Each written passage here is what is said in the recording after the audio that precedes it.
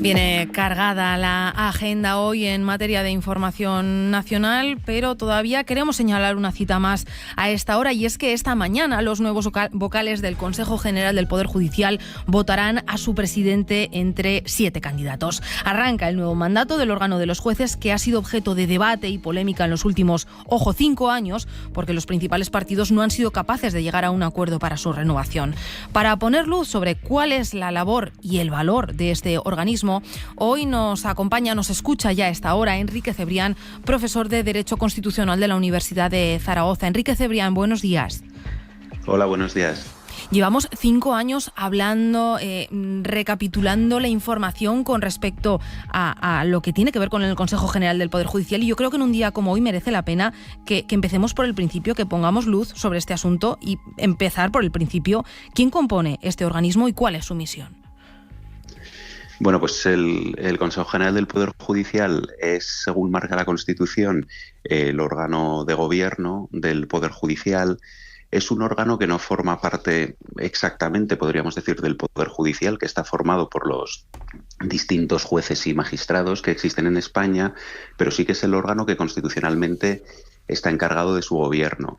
Las razones por las que hoy tiene una actualidad, podríamos decir, mayor que en otras circunstancias o que en otros momentos de su pasado, pues se debe, como bien señalabas, al hecho de que durante más de 5 años, durante casi 5 años y medio, no se ha procedido a llevar a cabo la renovación que la Constitución marca, y de hecho se ha estado con un mandato prorrogado que ha durado más tiempo de lo que debería haber durado el propio mandato del Consejo, de los vocales del Consejo General del Poder Judicial, que es de 5 años, que ha sido una situación que se ha producido fundamentalmente por falta de acuerdo entre los principales partidos, como señalabas, pero fundamentalmente por una actitud que ha mantenido durante estos más de 5 años el Partido Popular ante una negativa de renovar los vocales de ese Consejo, porque las mayorías parlamentarias en aquel momento no le eran en principio favorables.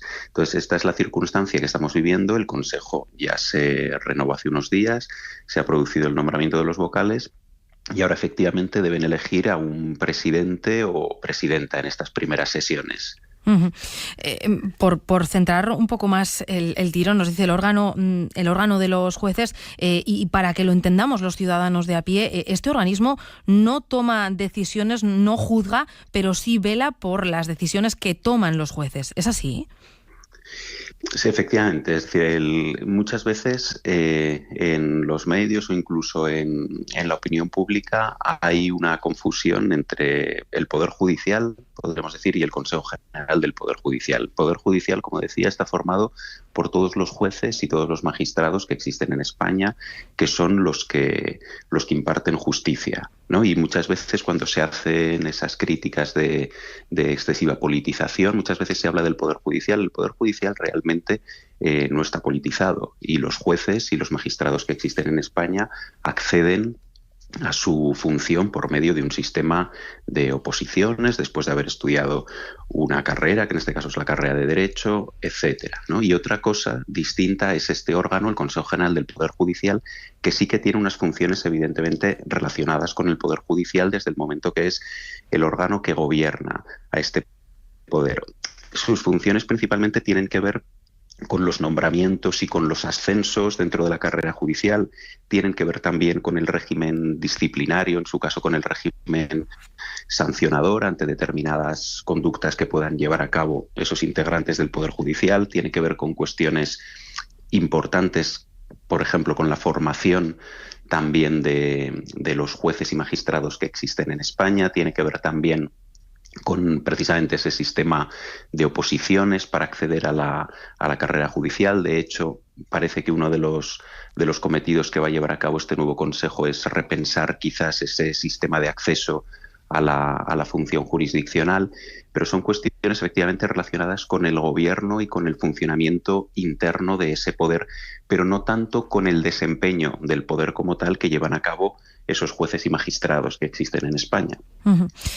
Otro asunto y a nivel conceptual, luego con un evidente trasfondo por las mayorías que hace falta para renovar este organismo.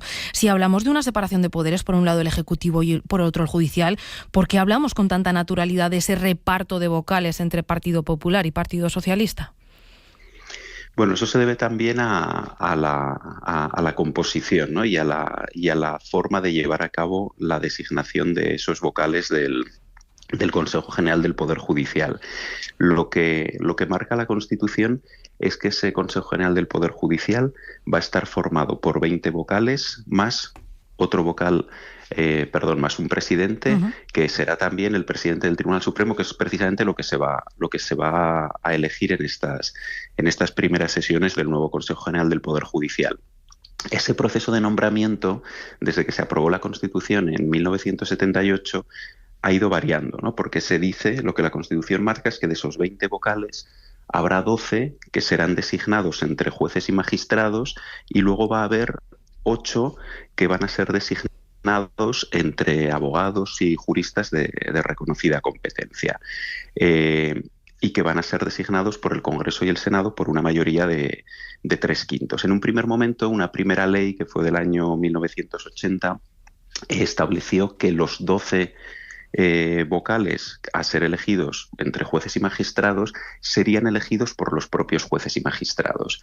Esa fue una regulación que duró poco tiempo, y 5 años después, en 1985, se reformó la Ley Orgánica del Poder Judicial y se estableció que finalmente los 20 iban a ser elegidos por el Congreso y el Senado. Bien es cierto que 12 entre jueces y magistrados y luego los otros 8 entre juristas de reconocida competencia, pero todos ellos serían designados por el Congreso y por el Senado. Esta ley en su momento fue recurrida ante el Tribunal Constitucional. Lo que pasa es que el Tribunal Constitucional, en una sentencia del año 86, determinó que esa regulación era constitucional, en el sentido de que la Constitución no marca exactamente el método de elección, sino el origen o procedencia de esos vocales del Consejo General del Poder Judicial. Lo que dijo también el Tribunal Constitucional advirtió de peligros que luego sí que se han producido en la práctica, ¿no? Como es esa excesiva politización y sobre todo ese excesivo reparto por cuotas entre los diferentes partidos. Y esa regulación, posteriormente, en el año 2001, se matizó de alguna forma, que es lo que todavía sigue en vigor, y es que los 12 vocales del Consejo General del Poder Judicial elegidos entre jueces y magistrados serían elegidos por el Congreso y el Senado, pero previamente de una lista decidida por los propios jueces y magistrados, ¿no? De esa manera se combinaba, de alguna manera había una participación de los integrantes del Poder Judicial ofreciendo unos nombres, y de esos nombres el Congreso y el Senado iban a elegir a 12, ¿no? 6 el Congreso y 6 el Senado. Esta es la regulación que existe hoy en día. Sí. Lo que ocurre, efectivamente, es que hay un peligro, que es el peligro de repartir por cuotas, ¿no? Entre partidos, fundamentalmente entre los dos principales partidos, porque deben ser elegidos por 3/5. Esa exigencia de ser elegidos por 3/5, todos los vocales del Consejo General del Poder Judicial, lo que procura es que sean perfiles que puedan precisamente adquirir esa mayoría tan amplia, ¿no? Lo que pasa es que eso ha servido de alguna forma para sortear esa exigencia y simplemente hacer ese reparto por cuotas, de tal forma que los propuestos por uno van a ser también aceptados por otro, aunque en otras circunstancias no lo habrían sido. Señor Cebrián, al final, más de 5 años para renovar el órgano de los jueces. ¿Qué consecuencias ha tenido esta prórroga del mandato? Le pregunto, a nivel de prestigio, pero también en el sentido más práctico. Pues efectivamente, a nivel de prestigio ha tenido unas consecuencias muy negativas, pero no solo a nivel de prestigio, ¿no? Porque parece que cuando hablamos de prestigio hablamos de algo añadido, podríamos decir, sino que ha sido un incumplimiento constitucional claro, porque la Constitución marca esos 5 años que se han superado, incluso sin llevar a cabo esos nombramientos, como decía antes, pero después en la práctica también ha producido un retraso y un bloqueo de muchas cuestiones. Decía antes que una de las funciones principales principales del Consejo General del Poder Judicial es llevar a cabo esos nombramientos, esos ascensos en la carrera judicial. Pues está pendiente hoy por hoy una serie de nombramientos en tribunales superiores de justicia, en audiencias provinciales, incluso entre magistrados del propio Tribunal Supremo, que todo eso ha estado bloqueado durante todos estos años y no se ha producido a tiempo, precisamente por ese retraso en la renovación. Toda esa es una serie de cuestiones que ahora va a tener que desbloquear este nuevo Consejo. Uh-huh. Asuntos pendientes. Hoy no sé qué nos puede decir sobre los 7 candidatos que se han propuesto para ostentar esa presidencia. Bueno, pues hay 2 cuestiones. Por una parte, de esos 7 aspirantes podríamos poner el foco en que hay, si no me equivoco, 5 mujeres, con lo cual, bueno, pues pueden existir una serie de probabilidades de que la nueva presidencia del Consejo General del Poder Judicial y, por tanto, también del Tribunal Supremo pueda recaer por primera vez en la historia en una mujer. Y luego, aparte de esta cuestión, es relevante también el hecho de que, a diferencia de lo que ha pasado en otros momentos, hoy por hoy no sabemos quién va a resultar elegido. Es decir, esto que puede parecernos lógico porque todavía no se ha producido la decisión, sin embargo, en la práctica no era lo que ocurría hasta ahora. Es decir, se iba a esas reuniones, podríamos decir, sabiendo ya quién iba a resultar elegido, precisamente por esos acuerdos entre partidos, ¿no?, de los que hablábamos antes, y esto hoy, por primera vez, no ocurre. Entonces, bueno, en ese sentido es una noticia positiva, ¿no?, podríamos decir, porque si bien es cierto que ahora la renovación se ha producido por un acuerdo entre los 2 principales partidos, entre el Partido Popular y el Partido Socialista, podríamos decir que los tentáculos de hasta donde llegaban en otras ocasiones el poder de esos partidos, hasta lugares a los que en principio ya no tenía que llegar, eso por ahora parece que no se está viviendo y que efectivamente van a ser los vocales del Consejo General del Poder Judicial quienes decidan quién va a ser el nuevo presidente o la nueva presidenta. Siempre lo hacían formalmente, ¿no? Pero ahora verdaderamente no sabemos quién va a resultar elegido. Por lo tanto, parece que las cosas en este sentido van mejorando. Esa es una buena noticia. Termino y ya casi sin tiempo, pero no podemos dejar de preguntarle hoy a un profesor de Derecho Constitucional por otra situación que va a ser inédita, y es la de un juez yendo al Palacio de la Moncloa a tomar declaración a un presidente del Gobierno por primera vez. Una situación inédita. ¿Este calificativo es adecuado? Bueno, sí, es adecuado en el sentido de que efectivamente es la primera vez que se produce, ¿no?, esa situación en la cual el presidente del Gobierno vaya a declarar como testigo. El presidente del Gobierno, como vosotros mismos informabais en vuestro programa hace un rato, había solicitado que la declaración se produjese por escrito. El juez Peinado ha descartado esa posibilidad y tiene interés en acudir presencialmente al Palacio de la Moncloa y en que se grabe esa comparecencia. Entonces, bueno, veremos en qué es un proceso que está abierto, se está instruyendo y bueno, y veremos cuál es el recorrido que tiene y en qué queda esta situación. Pues Enrique Cebrián, profesor de Derecho Constitucional en la Universidad de Zaragoza, gracias a ayudarnos a poner luz en un asunto tan complejo y del que llevamos tantísimo tiempo hablando. Esperemos que no volvamos a repetir una situación como esta. Gracias. Muchas gracias a vosotros.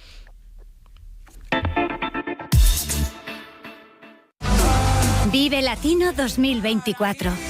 Hombres G, Mikel Izal, Bomba Estéreo, Los Planetas, SFDK y muchos más. Gastronomía, zonas de ocio y descanso. 24 horas de música y 3 escenarios en el Espacio Expo, el recinto más espectacular de la ciudad. Despide el verano el 6 y 7 de septiembre en el Festival Iberoamericano de Cultura Musical más importante del mundo. Vive Latino. Dicen que cuando llega septiembre se acaba lo bueno. Espera. En septiembre empieza lo bueno. Gran Premio GoPro de Aragón de MotoGP. El Mundial vuelve a Alcañiz del 30 de agosto al 1 de septiembre. Compra tus entradas en motorlandaragón.com. Lo mejor está por llegar.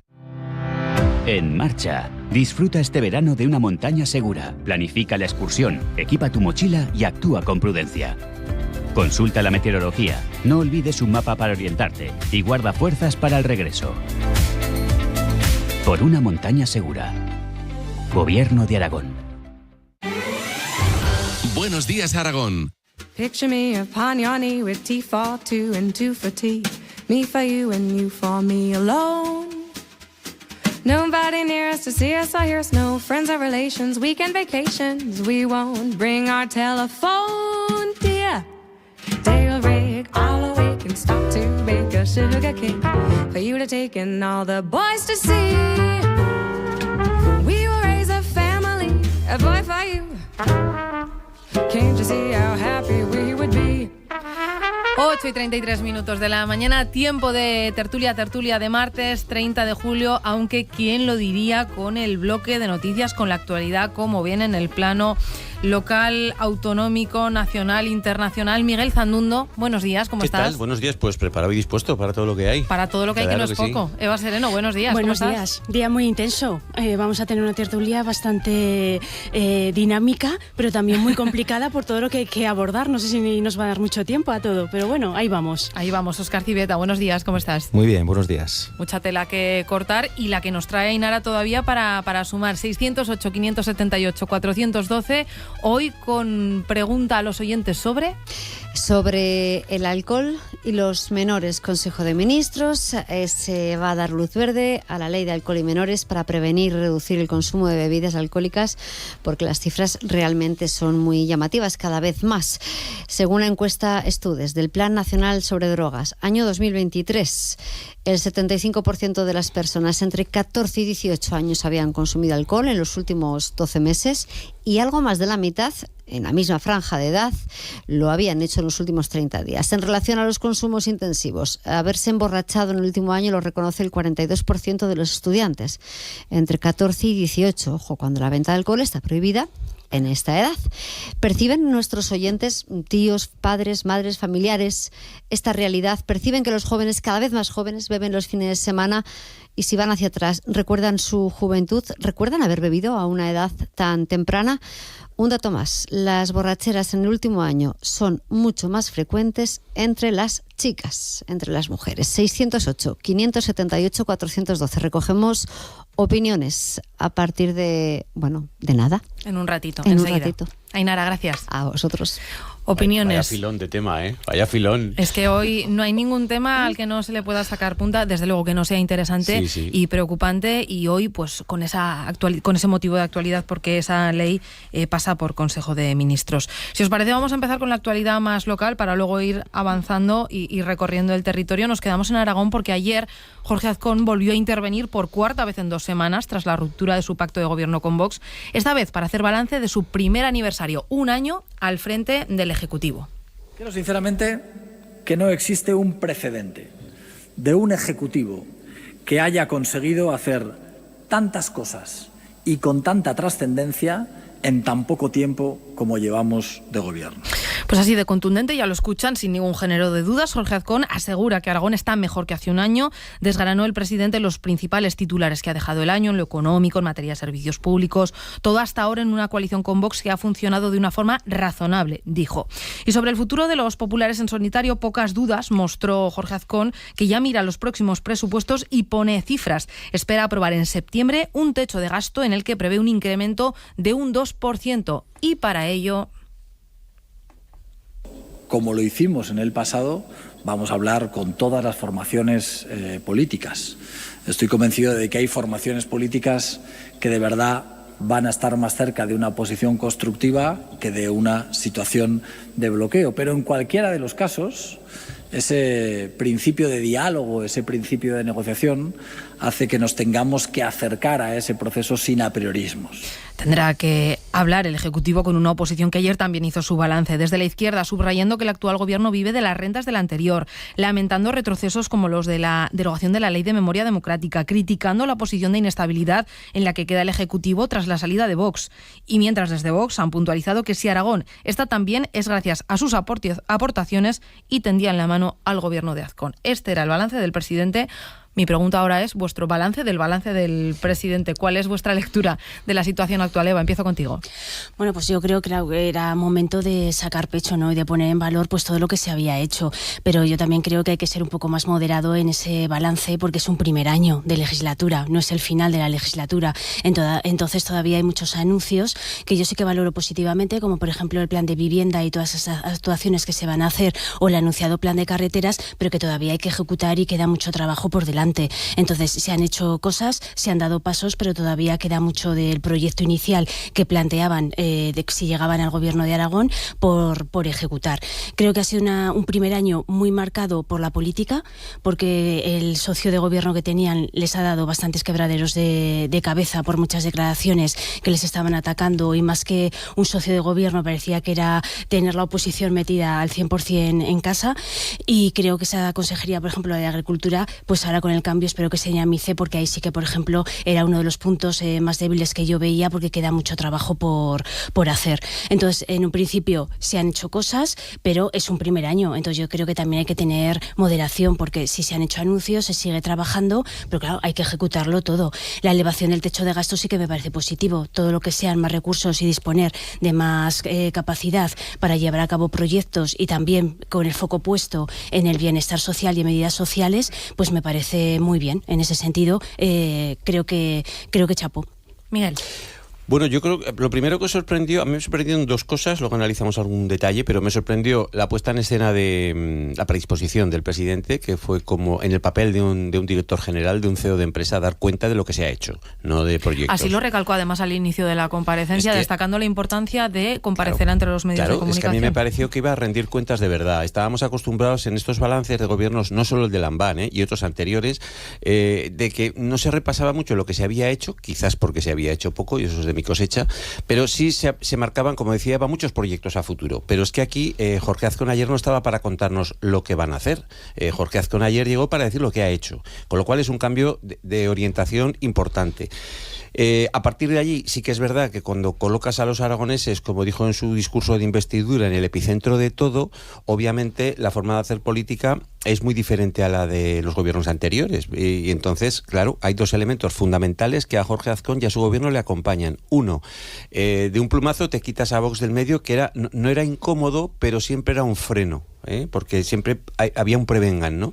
Y dos, la situación económica en Aragón, rozando los 50.000 desempleados, que eso es histórico, desde el 2008 no se veía, y una creación de 10.300 puestos de trabajo anuales en una situación muy buena. Se ha acabado con el infierno fiscal al que nos sometía Javier Lambán y su gobierno de coalición. Y desde luego se están incrementando las partidas donde más falta hacía, sanidad, educación, ¿no? Se han corregido problemas importantes que había puntuales, llegando a la calle, el tema de las ambulancias y algunos otros temas importantes, que yo creo que eso habría que hacerlo rápido.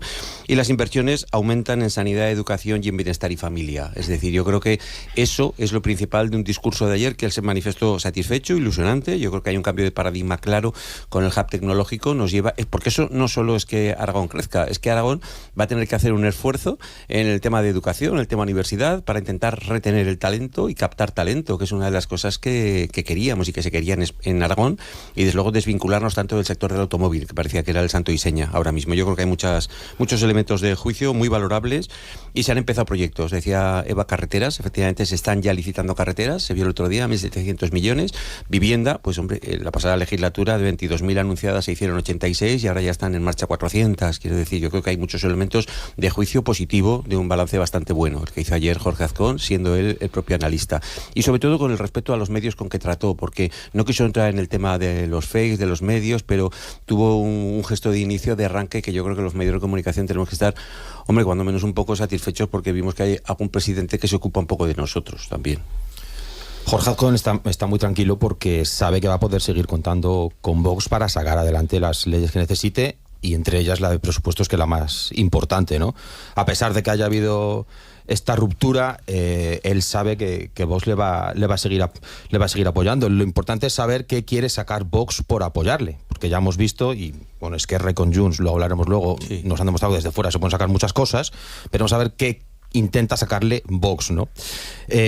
Yo ayer eché un poco de menos que hablara algo más de esta ruptura con Vox y que hablara algo más de la reestructuración del gobierno que vino después de la ruptura con Vox, no a raíz de esa ruptura, porque esa reestructuración, como comentamos además el otro día en este programa, fue bastante más allá de un simple cambio de nombres, ¿no? Es decir, hay otro... aprovechó para hacer algunos cambios que no tienen nada que ver con la ruptura con Vox. Yo eché un poquito de menos que hablara de esto, pasó de puntillas sobre ello, pero es que también pasó de puntillas el día que compareció para hablar de ello, porque habló unos 2 minutos de los 20 que intervino, es decir, pasa muy de puntillas Jorge Azcón sobre esta ruptura. Y sobre los temas concretos que trató, habló de esas inversiones de 22.261 millones de euros de empresas que han llegado a Aragón. Evidentemente es una noticia positiva. Yo en esto siempre echo de menos, y no es algo que achaco a Azcón, sino que se lo achaco a cualquier gobierno, que es que se acuerden también de la herencia positiva de los anteriores. No lo hace ninguno, sí, que quede claro. Es verdad que en un año no tienes tiempo material para gestionar desde cero la llegada de empresas con una inversión de 22.269 millones de euros. Es decir, aquí hay un aprovechamiento de la inercia positiva que venía del gobierno anterior. Entonces no pasa nada por reconocerlo. Repito, no lo hace ninguno, pero de vez en cuando no estaría mal. Y pensando en el futuro y en la llegada de estas empresas, yo sí que creo que habría que, por supuesto, abrirles las puertas, pero también que tener un cierto control. Es decir, la llegada de estas empresas, y me refiero sobre todo a Amazon o a Microsoft, principalmente Amazon, que es muy opaca, siempre está acompañada de grandes cifras de empleo que después no sabemos dónde se quedan. Si se crearan todos los puestos de trabajo que se han prometido en Aragón en la última década, no tendríamos paro en Aragón, no tendríamos ni esas cifras buenas que tenemos, que decía Miguel, sino que no habría paro. Me gustaría que hubiera un poquito más de transparencia. Luego habló también de fiscalidad. Él presume, ¿no?, de ese descenso en impuestos de donaciones, sucesiones o patrimonio. Yo creo que los impuestos son necesarios y que los impuestos sirven para redistribuir la riqueza y para acabar con las desigualdades. Y estos 3 impuestos en particular, donaciones, sucesiones y patrimonio, inciden particularmente en eso. Por lo tanto, para él es una buena noticia que hayan bajado sus impuestos. Para mí no es una buena noticia. Y después, vivienda. Es verdad que está haciendo una buena apuesta este gobierno por la vivienda pública, que es muy necesaria en Aragón y en toda España, que se sigan construyendo viviendas públicas, que sigan construyendo viviendas públicas en el medio rural, pero creo que para arreglar el problema de la vivienda, repito, no solo en Aragón, sino en toda España, y diría que en toda Europa, hay que ir un poco más allá. Hay que ir un poco más allá. No solo vale con hacer vivienda pública, sino que hay que tomar otras medidas, algunas de ellas contempladas en esa ley de vivienda que no se está aplicando. Para esta segunda ronda os pregunto además por esos anuncios, y precisamente en respuesta a nuestro compañero Rafa Navarro, con esa intención de aprobar el techo de gasto con un incremento de un 2%, daba esa cifra, daba una fecha, septiembre, incluso iba más allá, presupuesto en tiempo y forma en enero, el 1 de enero de 2025. Sí. Declaración de intenciones clara de que este gobierno en solitario del Partido Popular sí va a ser capaz de llegar a acuerdos con otras formaciones. Yo no tengo ninguna duda. El año pasado, primer año de legislatura, tomó posesión en agosto, recuerdo, llegó en tiempo y forma para hacerlo de una forma desmedida. Al consejero de Hacienda se le marcó, a Bermúdez de Castro, claramente su primer compromiso era hacer el techo de gasto, aprobarlo y presentar los presupuestos en tiempo y forma. El año pasado tenía mayoría. Claro, ya, pero que se corrió. Bueno, yo creo que lo que ha apuntado Óscar es una realidad. Vox ha salido fortalecida por dentro y sin ruido por fuera de la coalición. A Nolasco le ha ido muy bien salir del gobierno. También en lo económico, en lo pecuniario. Ha mejorado muy mucho su condición económica en el Parlamento, ¿no? Que no es cosa de desdeñar, eso por un lado. Y luego no ha habido ruido. Santiago Morón, yo creo que se ha apartado una portavocía que no le gustaba tampoco, y Nolasco sí, le gusta, vamos a ver cómo la administra. Pero hay 2 cosas yo que quería poner en valor. Uno, que cuando dice Óscar, y yo lo secundo totalmente de la A a la Z, que Azcón ni en su día ni ayer habló de Vox mucho, yo creo que ha sido como un mal sueño de verano. Es decir, intentan olvidar la época de Vox, que no ha sido especialmente convulsa, pero era un freno de mano que tenía, y por lo tanto yo creo que ayer se ratificó en que el mal sueño de verano ha pasado, el virus, el sarampión. Y luego le ayuda mucho al gobierno de Azcón que delante no hay nada. Es decir, el Partido Socialista está ahora mismo totalmente descapitado, sin un orden, nadie sabe quién va a heredar, nadie sabe quién va a decir quién hereda, si al que está decidido quiere heredar o no. Es decir, hay una forma delante, una formación delante que es muy inconclusa de todo. Hay un amasijo allí que no, lo vimos al mediodía, las explicaciones o la valoración de la rueda de prensa fue muy tibia, muy pobre. Y eso, bueno, pues Jorge Azcón y el Partido Popular en concreto levanta acta, que es que no hay nadie enfrente. Eso no quita que te puedas relajar para gobernar, es así, pero desde luego apura mucho cuando delante tienes un Doberman que te va mordiendo todos los días, y este no es el caso. Ahora mismo Jorge Azcón en ese sentido está muy tranquilo, tiene todo a favor.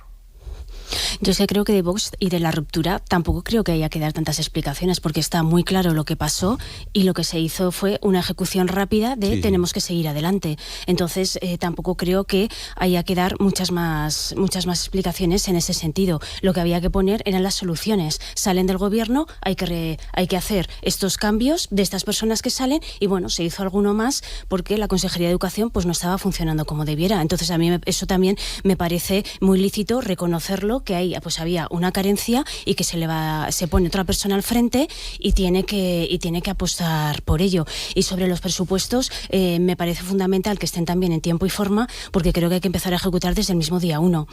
Habrá algún punto que será más difícil porque cada partido querrá hacer valer sus reivindicaciones y sus peticiones, pero Vox ayer también lo decía, o sea, aunque se ha roto ese acuerdo ese acuerdo para estar en el gobierno, seguía tendiendo la mano al Partido Popular. Y luego no olvidemos que antes de llegar a ese acuerdo con Vox, el PP también estuvo hablando con otras formaciones políticas y se llegaron a otros acuerdos, que aunque a lo mejor en el caso de que Vox no apoye, se permitiría sumar una mayoría simple, pero tendrían esa mayoría para poderlo sacar adelante. Yo solo un matiz, que cuando dice Eva que el gobierno reaccionó rápido, yo es que creo que no reaccionó rápido, es que avisó, porque la tarde anterior Mar Vaquero dice, si se van, hay solución, hay banquillo y la reestructuración estará preparada. Bueno, que decía, pues avisó a Navegantes, dijo, si os vais, pero que aquí no sepáis que pues esto nos presiona nada. Estaba ya nosotros. previsto, y si no os vais, os vamos a empujar, como al consejero de Agricultura, que al final se quería quedar. Se fuera puso también. la solución, te vas, asunto tuyo. Sí. Yo sigo adelante. Y creo que es lo que había que hacer. La baza que realmente jugó el gobierno fue transmitir tranquilidad antes de que el problema estuviera. Claro. Cierra, Óscar. A mí me gustaría que se dieran más explicaciones respecto a lo que comentabas, porque no ha habido un cambio de nombre, sino que ha habido una reestructuración a mayores. Se ha alabado mucho la gestión de la ex consejera de Educación, Clara de Forniés, pero ahora, en cuanto han podido, le han quitado la competencia de Educación. ¿Por qué se ha hecho eso? A mí sí me gustaría que hubiera explicaciones sobre todo eso, ¿no? Y no las ha habido. Ha pasado, como digo, muy, muy por encima Jorge Azcón de todo esto. Y respecto a los presupuestos, y ya termino, es lo que decía antes. Lo lógico es que los presupuestos salgan en tiempo y forma. Lo que pasa es que casi nunca salen en tiempo y forma. No casi nunca, sino muchas veces no. Así que es lógico y me parece normal que Azcón prometa esto y es lo que decía antes, él tiene la máxima confianza en que Vox le va a seguir apoyando y que va a sacar adelante los presupuestos con Vox y por eso puede hacer estas promesas porque las va a cumplir. Bueno, pues eso aquí en Aragón. Vamos a saltar ahora a la comunidad vecina, en Cataluña, donde ayer Esquerra Republicana y el PSC alcanzaron un preacuerdo para investir a Salvador Illa como presidente de la Generalitat. Un acuerdo que contempla, entre otras cosas, un concierto económico solidario. La clau de la Caixa tenir aquesta sobirania fiscal, recaptar el 100% dels impostos, era un element fonamental y a més. En definitiva, que la comunidad vecina salga del régimen común de financiación de las autonomías y que pase a tener, lo escuchábamos, la llave de la caja y la soberanía fiscal. Las bases de Esquerra votarán el viernes y decidirán si este acuerdo o no les convence. Al respecto, ya se ha pronunciado el presidente aragonés, Jorge Azcón, que ha dicho que de aprobarse esta medida estaríamos hablando de un acuerdo ilegal, ha dicho, y ha añadido que su gobierno hará todo lo que jurídicamente esté en su mano para impedir semejante atropello a la Constitución y a la igualdad de los españoles. Eso decía Jorge Azcón en la red social X. Reaccionaba de forma muy rápida e inmediata a esa información que conocíamos ayer por la tarde. Al respecto, hoy, esta mañana, la portavoz del Gobierno, Mar Vaquero, también valorará ese preacuerdo entre el Partido Socialista y Esquerra para la investidura de Salvador Illa.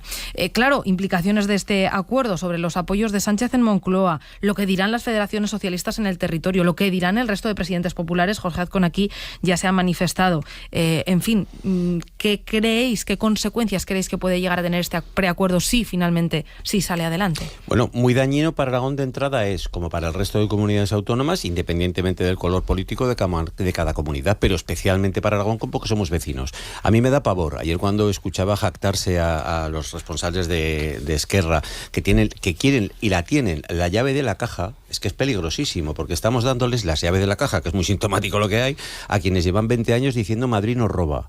Es decir, no creo que... Y además con el añadido de que explican claramente que ellos van a recaudar el 100% y nos devolverán al resto del territorio nacional, que de ellos no sé si se consideran, yo creo que no, nos devolverán los excedentes. Podemos pensar que como les hemos robado, según ellos, durante tantos años, estarán jugando una deuda permanente que habrá allí. Yo no tengo ninguna confianza. Primero, que esto salga así, porque las bases de Esquerra, que son muy curiosas, tienen que pronunciarse también. La última vez que Collboni quiso consultar a las bases tuvo que anular el referéndum porque las bases, si se movilizan en Cataluña, te pueden dar la vuelta a un acuerdo que hayan firmado sus dirigentes. Esto es así, y más en Esquerra, donde está descapitalizado el partido ahora mismo. Es una muy mala noticia la de ayer. Jorge Azcón ha sido muy rápido a la hora de manifestar su contundencia, pero es que hay que esperar más de Jorge Azcón, del Partido Popular en Aragón y de las 12 comunidades, junto con Ceuta y Melilla, que son ahora mismo tuteladas por el Partido Popular. Hay que esperar mucho más de ellos, una gran movilización y desde luego una guerra sin cuartel y desde luego judicial. Es decir, este atropello no lo podemos permitir, no porque esté en juicio la Constitución y todo, es que está en juicio nuestro bolsillo. Vamos a ver. Óscar. Yo quiero esperar a que nos expliquen exactamente qué es lo que han acordado. De momento hemos ido a Esquerra Republicana, que obviamente tiene que convencer a su militancia y lo vende como lo vende. Vamos a ver qué nos cuenta el gobierno y vamos a ver cómo se traduce por escrito todo este acuerdo. El silencio de momento del PSC y del PSOE es sintomático, desde luego. También puede tener que ver con dejar que Esquerra Republicana lleve el liderazgo del relato precisamente para convencer a sus bases, ¿no? Si lo que se ha acordado es un cupo catalán al estilo de Euskadi o de Navarra, desde luego es un agravio comparativo con el resto de comunidades y entiendo que haya una respuesta del resto de comunidades. Si lo que se ha acordado es la creación de una agencia tributaria catalana, es algo que contempla el Estatut de Cataluña ya. Ese Estatut, que fue capado en 14 de sus artículos por el Tribunal Constitucional, contemplaba la creación de esa agencia tributaria. Si solo fuera eso lo acordado, a mí no me parecería un disparate. Si solo fuera eso, pero parece ser, lo veremos, ¿no?, que va a más.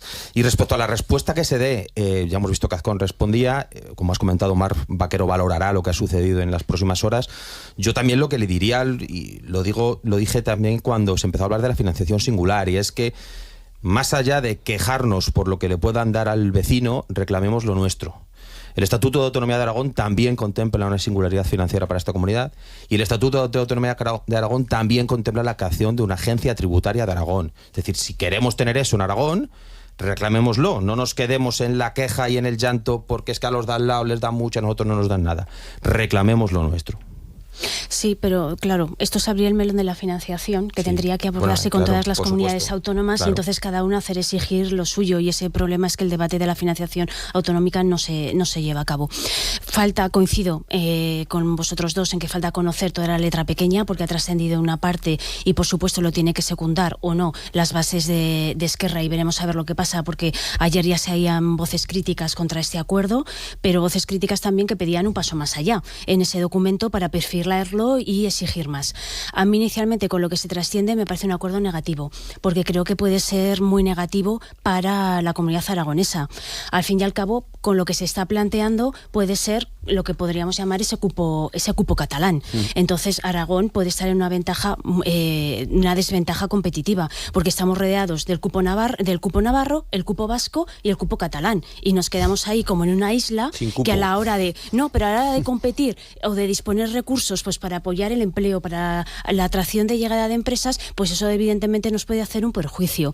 Y luego estamos hablando de este acuerdo puntual por Esquerra, pero es que hay que recordar que también llevan el traspaso de la primera línea de Rodalies de Barcelona a 2025, una transferencia de 1.520 millones en 3 años a la Generalitat. Llevan la ley de amnistía, los indultos, el cambio en el Código Penal, eliminar la sedición. O sea, llevan ya una serie de concesiones que todo va sumando y todo va arrastrando. Entonces, a mí inicialmente el acuerdo creo que para Aragón no es beneficioso, y desde luego creo que las investiduras, no solo en Cataluña sino en cualquier otra comunidad autónoma, no tienen que llevar un precio tan alto para lo que es el resto de España. Sin salirnos de los protocolos oficiales en España para aprobar ese cupo catalán, si es que al final se le denomina así. Lo que pasa es que el PSOE es muy espabilado, muy vivo a la hora de dar unas denominaciones que parece que son otra cosa, y la singularidad que decíamos antes no pasa de ser un cupo catalán, ¿no? Ese cupo contraviene lo que está perfectamente legislado y recogido en la Ley de Financiación de las Comunidades Autónomas, que para modificarla hace falta una mayoría en Congreso y en Senado, y ahí el PNV tiene que pronunciarse. Un PNV que cada día está más cerca del Partido Popular por sus intereses que tiene, y desde luego yo imagino que será un buen momento para separarse o poner el pie en la pared frente a los que lo dan por el seguidismo que viene haciendo el PNV con el Partido Socialista, con el que no está nada cómodo ahora, ¿no? Entonces, que no es tan fácil luego vulnerar esa ley, ¿eh? Hay que pensar que las cámaras tendrán que ejercer su derecho y sancionar esa ocurrencia que, desde luego, para Aragón parece muy dañina, muy dañina. 3 cosas rápidas. La primera, lo que decía Miguel, es verdad, se necesita una modificación de la ley y para eso tiene que haber una mayoría en el Parlamento. Entonces, vamos a ver. La segunda, sí que es verdad una cosa, se está haciendo cesiones, que es una paradoja, ¿no? Se está haciendo cesiones a los independentistas para un gobierno del Partido Socialista, o sea, no independentista, es decir, se está cediendo la llave de la caja o la agencia tributaria, lo que queramos, para que lo gestione el PSOE, ¿no? Que es una cosa un tanto extraña. Y luego, respecto a lo que hablábamos de la militancia, claro, esto no quiere decir que ella vaya a gobernar mañana. Es decir, primero, la militancia lo tiene que aprobar. Segundo, está el efecto Puigdemont, que dice que va a volver. En teoría, en el Parlamento no se le puede detener, pero de camino al Parlamento sí. Y Puigdemont es tan egocéntrico que, como no puede ser el protagonista él ese día, como presidente, pues le da igual que sea así con unas esposas en la mano, pero él quiere tener la foto de ese día. Entonces vamos a ver cómo afecta eso a esa posible investidura de ella. Y tercero, y ya termino, si ella finalmente es presidente, vamos a ver cómo afecta eso al gobierno estatal. Porque es decir, cuando tú dependes de un partido como Junts, absolutamente imprevisible, que solo le interesa lo suyo, y con lo suyo me refiero a lo suyo totalmente, ni siquiera a los catalanes, solo lo suyo. Es muy difícil gobernar. Ya el otro día van en contra de la senda de déficit que supone para Cataluña perder más de 1.500 millones de euros, porque a Puigdemont le da un ataque de cuernos, porque se están acercando las posturas entre el PSOE y Esquerra Republicana. Entonces, depender de un partido así es muy complicado. Vamos a ver hasta dónde puede aguantar el gobierno de España con un Junts así, que no le permite legislar, y también hasta dónde puede aguantar Junts estirando el chicle, porque yo lo que creo es que el Partido Socialista o el gobierno debería dejar de ceder a Cataluña, porque es que yo no creo que Junts se atreva a que la legislatura se caiga y haya otras elecciones. Entonces vamos a dejar de ceder y a ver hasta dónde son capaces de llegar. Solo por poner un último capítulo o el próximo capítulo en este culebrón, Junts ha convocado hoy martes a las 11 a su ejecutiva nacional, también para valorar este documento. El Partido Socialista a la 1 tiene comisión ejecutiva federal en Ferraz. Nuevo capítulo para hoy. Sí, claro, es que hay que ver también lo que va a hacer Junts. Lo que pasa es que yo creo que sí que está bastante atado, porque Puigdemont se le han complicado mucho las cosas. Mientras no se levante esa orden del Supremo, realmente está muy limitado la actuación que puedan tener. ¿Les interesan otras elecciones? Pues yo creo que no, pero que creo que a Esquerra tampoco, sobre todo porque ellos tienen... No, a Esquerra tampoco. A Esquerra tampoco. No, claro, por eso estamos hablando de que lo tienen que apoyar las bases, pero si lo pensamos fríamente, quizá la solución sea que apoyen el acuerdo con Esquerra, porque se pueden asegurar algo. Esquerra tiene el Congreso para octubre, en el que tienen que elegir presidente de su partido, y Junqueras se presenta. Entonces ahí se puede abrir también una confrontación importante. Hacen concesiones para independentistas. Sí, presidente, sabemos que opta ella en el caso de que se llegue al acuerdo, pero no sabemos cómo va a quedar conformado ese gobierno. De momento se pide una consejería de lenguas, lingüística. No sabemos si la ocupará Esquerra o si les darán algún sillón también. Gobernará en solitario el PSOE. Entonces veremos a ver un poco cómo cuadra o hasta dónde se tensa todas las relaciones. Está todo... Es el momento para darle un golpe casi definitivo a Puigdemont, ¿eh? Claro. Es el momento de que el independentismo puede intentar construir su futuro sin Puigdemont, al frente. Es que cada uno tiene que jugar sus bazas. Sé qué partido, pero no sé quién lo construirá. Pero Puigdemont se le puede quitar. Y de hecho yo creo que ahí tienen muchas bazas que jugar ahora. Yo, que siempre he pensado que Sánchez y Illa no serían presidentes a la vez, empiezo a pensar que sí. Lo contaremos. Son las 9 de la mañana.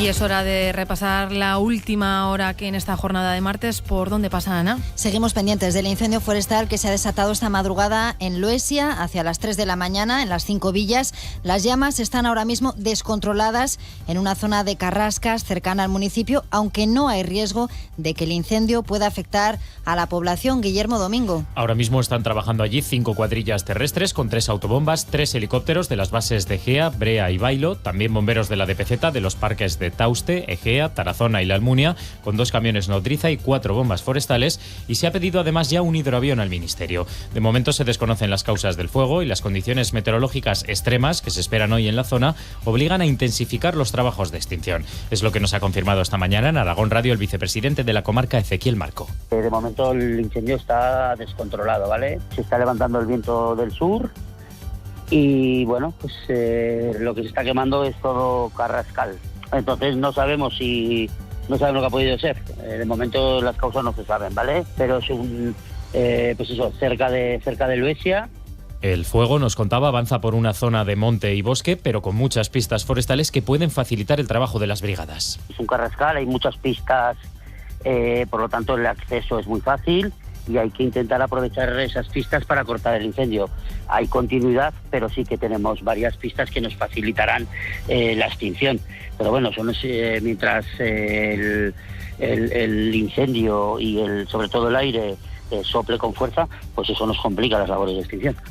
Y por cierto, sobre incendios, el fuego del Puello de Araguás quedó anoche extinguido. El de Benabarre continúa bajo control. Acabamos de recibir ahora mismo una última hora, una actualización sobre el fuego en Luesia. Nos comunican que está cortada la carretera que va de Asín a Luesia, y que por el momento la superficie afectada todavía no se ha podido determinar el número de hectáreas, pero es zona agrícola y de matorral. Por lo demás, en 2 horas, a las 11 de la mañana, el presidente del Gobierno, Pedro Sánchez, está citado a declarar ante el juez que investiga a su mujer por un supuesto delito de tráfico de influencias. Es la primera vez que un presidente en ejercicio declara como testigo desde el Palacio de la Moncloa. Hoy, aquí en Buenos Días Aragón, hemos hablado con el profesor de Derecho Constitucional de la Universidad de Zaragoza, Enrique Cebrián. Es la primera vez que se produce, ¿no?, esa situación en la cual el presidente del Gobierno vaya a declarar como testigo. El presidente del Gobierno, que había solicitado que la declaración se produjese por escrito, el juez Peinado ha descartado esa posibilidad y tiene interés en acudir presencialmente al Palacio de la Moncloa y en que se grabe y veremos cuál es el recorrido que tiene. Además, en Huesca, cerca de 5.000 hogares se quedaron sin luz a última hora de la tarde de ayer lunes. El apagón se produjo entre las 8 y las 10 de la noche. Cristina Ibar. Buenos días. Una avería en la línea subterránea de media tensión ubicada en Menéndez Pidal provocó la desconexión de un transformador de la subestación de Huesca Norte, según fuentes de Endesa. La incidencia afectó inicialmente a 4.900 clientes de las zonas norte y oeste. 40 minutos después, y tras los primeros trabajos de los técnicos de la compañía, la afectación se redujo a 2.100 usuarios. El servicio quedó completamente restituido a las 10 menos 10 de la noche. Teruel acoge desde hoy hasta el próximo domingo el Campeonato de España de Vóley Playa en categoría infantil con 295 deportistas participantes. Eva Lázaro. Los participantes masculinos pertenecen a 27 equipos y las femeninas a 32. Todos estos chicos y chicas de 13 y 14 años vienen desde 15 comunidades autónomas del país. Es la segunda vez que Teruel, con una gran afición a este deporte, acoge este Campeonato Infantil de España de Vóley Playa, y para su desarrollo están colaborando en la organización una 50 de voluntarios. Supone un escaparate de la ciudad y del deporte base, ha destacado el concejal de Deportes del Ayuntamiento de Teruel, Jesús Artigot. Prácticamente van a pasar todas las comunidades por aquí a este campeonato, estos campeonatos que se van a celebrar, y va a ser un buen escaparate para la ciudad, como siempre, y para que se vea por ahí que aquí en Teruel pues también se patrocina y se favorece el deporte, desde el deporte ya, digamos, de más profesional o más élite, como puede ser el voleibol Teruel o el Club Deportivo Teruel, hasta la base en la que están los infantiles. Y más deporte de élite. El cuarto día de Olimpiadas vuelve a tener mucho protagonismo aragonés. Guillermo Coscolla, buenos días. Buenos días. De nuevo serán 3 deportistas los que tengan la oportunidad de lucirse en la cita olímpica de París. Uno de ellos lo hace en estos momentos. En bádminton, el bilbilitano Pablo Avián se ha llevado el primer set 21-9, llegando a conseguir un parcial de 6-0. En la segunda manga el marcador es de 17-15 favorable para el aragonés. En menos de 2 horas, a las 11, será el turno para Jaime Pradilla en baloncesto, que después de no tener minutos ante Australia, hoy contra Grecia de Antetokounmpo, tiene una segunda oportunidad para sumar sus primeros minutos en unas Olimpiadas, y en torno a la 1 del mediodía saltará a la piscina el zaragozano Luis Domínguez para buscar un sitio en la final de relevos 4x200 estilos libre. Además de la actuación de los aragoneses, la jornada de hoy nos va a dejar el partido en dobles de la pareja Nadal-Alcaraz, que se juega no antes de las 3, un sitio en los cuartos de final, y a la misma hora, pero en fútbol, España juega contra Egipto el tercer partido de la fase de grupos. Para el final del día quedará el partido de waterpolo masculino entre España y Hungría a las 9:05 de la noche. Y nos queda el tiempo. Luismi Pérez, ¿qué tal? Buenos días. Buenos días. Hay que estar preparados hoy para otro día de mucho calor, incluso un poquito más que ayer, y es que ya la mañana empieza muy pero que muy cálida. Hemos tenido mínimas que no han bajado de los 27-28 grados en algunos municipios cercanos al Ebro. Esta tarde llegaremos hasta los 39, 40, 41 grados muy fácilmente, incluso hasta los 42 grados en algún rinconcillo del Bajo Cinca, de Monegros, del Bajo Martín y del Bajo Aragón. Las nubes de esta mañana, que han ido dejando algunas gotas básicamente de barro, se van a ir disipando y por tanto habrá bastante más ratos de sol. a lo largo de esta tarde, con algún chubasco muy esporádico, sobre todo en las sierras, en las del Pirineo, donde más. Mañana un día muy despejado y eso va a hacer que haga mucho calor. La tarde va a llegar mañana hasta los 43-44 grados de máxima en el Ebro. Buenos días, Aragón. 9 y casi 7 minutos, continuamos en esta tertulia, tiempo de tertulia de periodistas, hoy con Miguel Zandundo, con Eva Sereno y con Óscar Cibieta, en un día que lo comentábamos a micro cerrado, parece mentira que sea 30 de julio. Hoy, día inédito, a partir de las 11 de la mañana, el presidente del Gobierno, Pedro Sánchez, está citado a declarar ante el juez que investiga a su mujer, a Begoña Gómez, por presunto tráfico de influencias. Decimos día inédito porque será la primera vez que un presidente en ejercicio declare como testigo desde el Palacio de la Moncloa. Y ojo, porque esta cita forma parte de un supermartes, antes Consejo de Ministros, por la tarde despacho de verano con el rey en Palma. Un día inédito y, en fin, con esa declaración, con el presidente mostrando su voluntad de colaborar ante el juez, si bien precisaba que su declaración debería ser por escrito a razón de su cargo, el juez Peinado ha reiterado su intención de grabar esas declaraciones. Un día esperado porque se anunció ya hace tiempo, el juez ha insistido en ir, en grabar la conversación. En fin, Miguel, empiezo contigo. ¿Qué esperas de ese encuentro? Espero poco, la verdad. Espero, después de lo de ayer, mucho tacticismo político. Barrabés se borra a última hora de la declaración de ayer. Yo creo que viendo que la última declaración metió en un problema serio con una bola extra, se la dio al juez Peinado, confirmando que Sánchez había estado en las conversaciones con su esposa en el salón de su casa. Hoy, no es que pida declarar, es que van a buscarle declaración a su casa también a Sánchez, que no es presidente de gobierno en esta ocasión, declara como marido, ¿no?, de Begoña Gómez. Decías tú, esta tarde audiencia en Maribén con el... Bueno, vamos a ver si la bomba explota y esta tarde sale como imputado, no sé si habrá recepción con la Casa Real. Es que, claro, estamos dilucidando que hoy puede salir imputado. El juez Peinado, conforme va avanzando, va cambiando las imputaciones a unos y a otros, ¿no?, los calificativos en la fase procesal. Vamos a ver qué sale de Sánchez. Todo el mundo da por supuesto que no va a salir nada. Bueno, Peinado tiene siempre esa última bola que también suele aplicar él. En cualquier caso, tengo claro que el matrimonio Sánchez-Gómez, la discreción consorte, no la han contemplado. Pensaban hace 5 años que eran inabordables y que tenían patente de corso, incluso viendo lo que estaba pasando con la Casa Real en España, donde iban al banquillo con una normalidad pasmosa.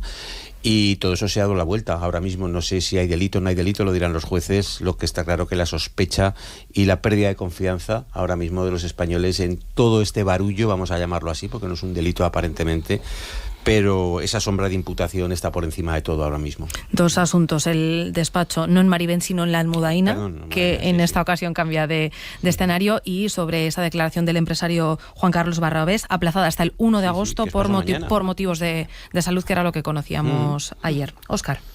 Pues otro capítulo más de este proceso, vamos a dejarlo en proceso, aunque tiene pinta de otra cosa, pero bueno, vamos a dejarlo en proceso, y yo creo que conviene hacer un poco de historia reciente de lo que ha pasado desde que comenzó todo esto, porque es que no hay por dónde pillarlo desde el minuto 1. Es decir, todo esto comienza con una denuncia basada en 8 recortes de periódico, uno de ellos que se sabe que es un bulo. Aunque el Supremo diga que no se pueden admitir denuncias basadas única y exclusivamente en recortes de periódico, el juez la admite, la denuncia.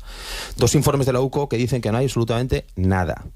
La Audiencia Provincial que dice que lo de ir a Europa no hay que investigarlo, que lo deje, y la Fiscalía Europea que dice que el tema de Barrabés se lo llevan ellos. Entonces, claro, el juez Peinado se queda sin cosa que investigar. Y dice el juez Peinado en un auto: estoy investigando todos los actos, conductas y comportamientos llevados a cabo por la investigada desde que su esposo es presidente. Eso se llama investigación prospectiva, o pesca de arrastre, si lo decimos vulgarmente, y está prohibida por el ordenamiento jurídico español. Y lo último que tenemos es llamar a declarar a Pedro Sánchez con base en 2 artículos de la Ley de Enjuiciamiento Criminal que no existen, pero bueno, vamos a dejarlo eso, que es un error. Llamar a declarar cuando dice el 412.2 de la Ley de Enjuiciamiento Criminal, dice que el presidente del gobierno y otros cargos están habilitados a testificar por escrito, y dice el párrafo siguiente, 412.3, que solo se va a su domicilio cuando se vaya a plantear cuestiones de las que no haya tenido conocimiento por razón de su cargo. Y entonces dice el juez Peinado: claro, es que yo no le voy a preguntar por cosas que tienen que ver con su cargo. El mismo juez que ha dicho que está investigando todo lo que haya hecho su esposa desde que Pedro Sánchez es presidente.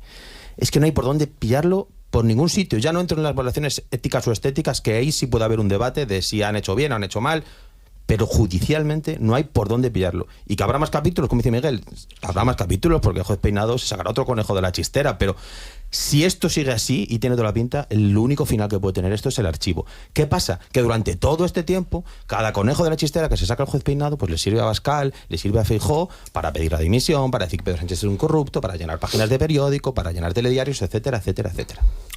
Bueno, es un capítulo más, pero yo creo que sí que es importante. Al final, no sé si Pedro Sánchez decidirá declarar o no. Hay que recordar que está como testigo, por lo tanto tendría que decir la verdad si finalmente declara. A mí sí que me gustaría que declarase para conocer lo que ha pasado, simplemente por una cuestión de transparencia. El juez tendrá que decidir si hay delito o no hay delito, si son culpables o no, pero yo creo que las cosas se tienen que aclarar. El otro día la declaración de Barrabés confirmando esos encuentros en Moncloa deja muchas incógnitas abiertas y yo creo que todo esto se tiene que aclarar. Por temas de la cátedra también, de financiación de algunas entidades como Compymes, otros contratos que se han adjudicado también a otras empresas o que se recomendaban para esas adjudicaciones por parte de la esposa del presidente. Yo creo que se necesita transparencia. Si luego no hay nada, pues yo siempre lo digo, pues no hay nada. Pero si no hay nada, tampoco entiendo el miedo a no declarar por parte de Begoña Gómez o, en el caso de que no declare Pedro Sánchez, de no declarar. Lo que tiene que haber siempre en toda actuación es esa transparencia y, desde luego, las cosas claras. Torpeza, desde luego, sí que han tenido, porque yo creo que si no hay nada, las reuniones en la Moncloa no se tenían que haber producido. Eso es una cuestión también ética, pero vamos a ver lo que sucede y si realmente Sánchez decide declarar o no. Y retomo yo la última palabra de Óscar, que ha hecho alusión al PP y a Vox.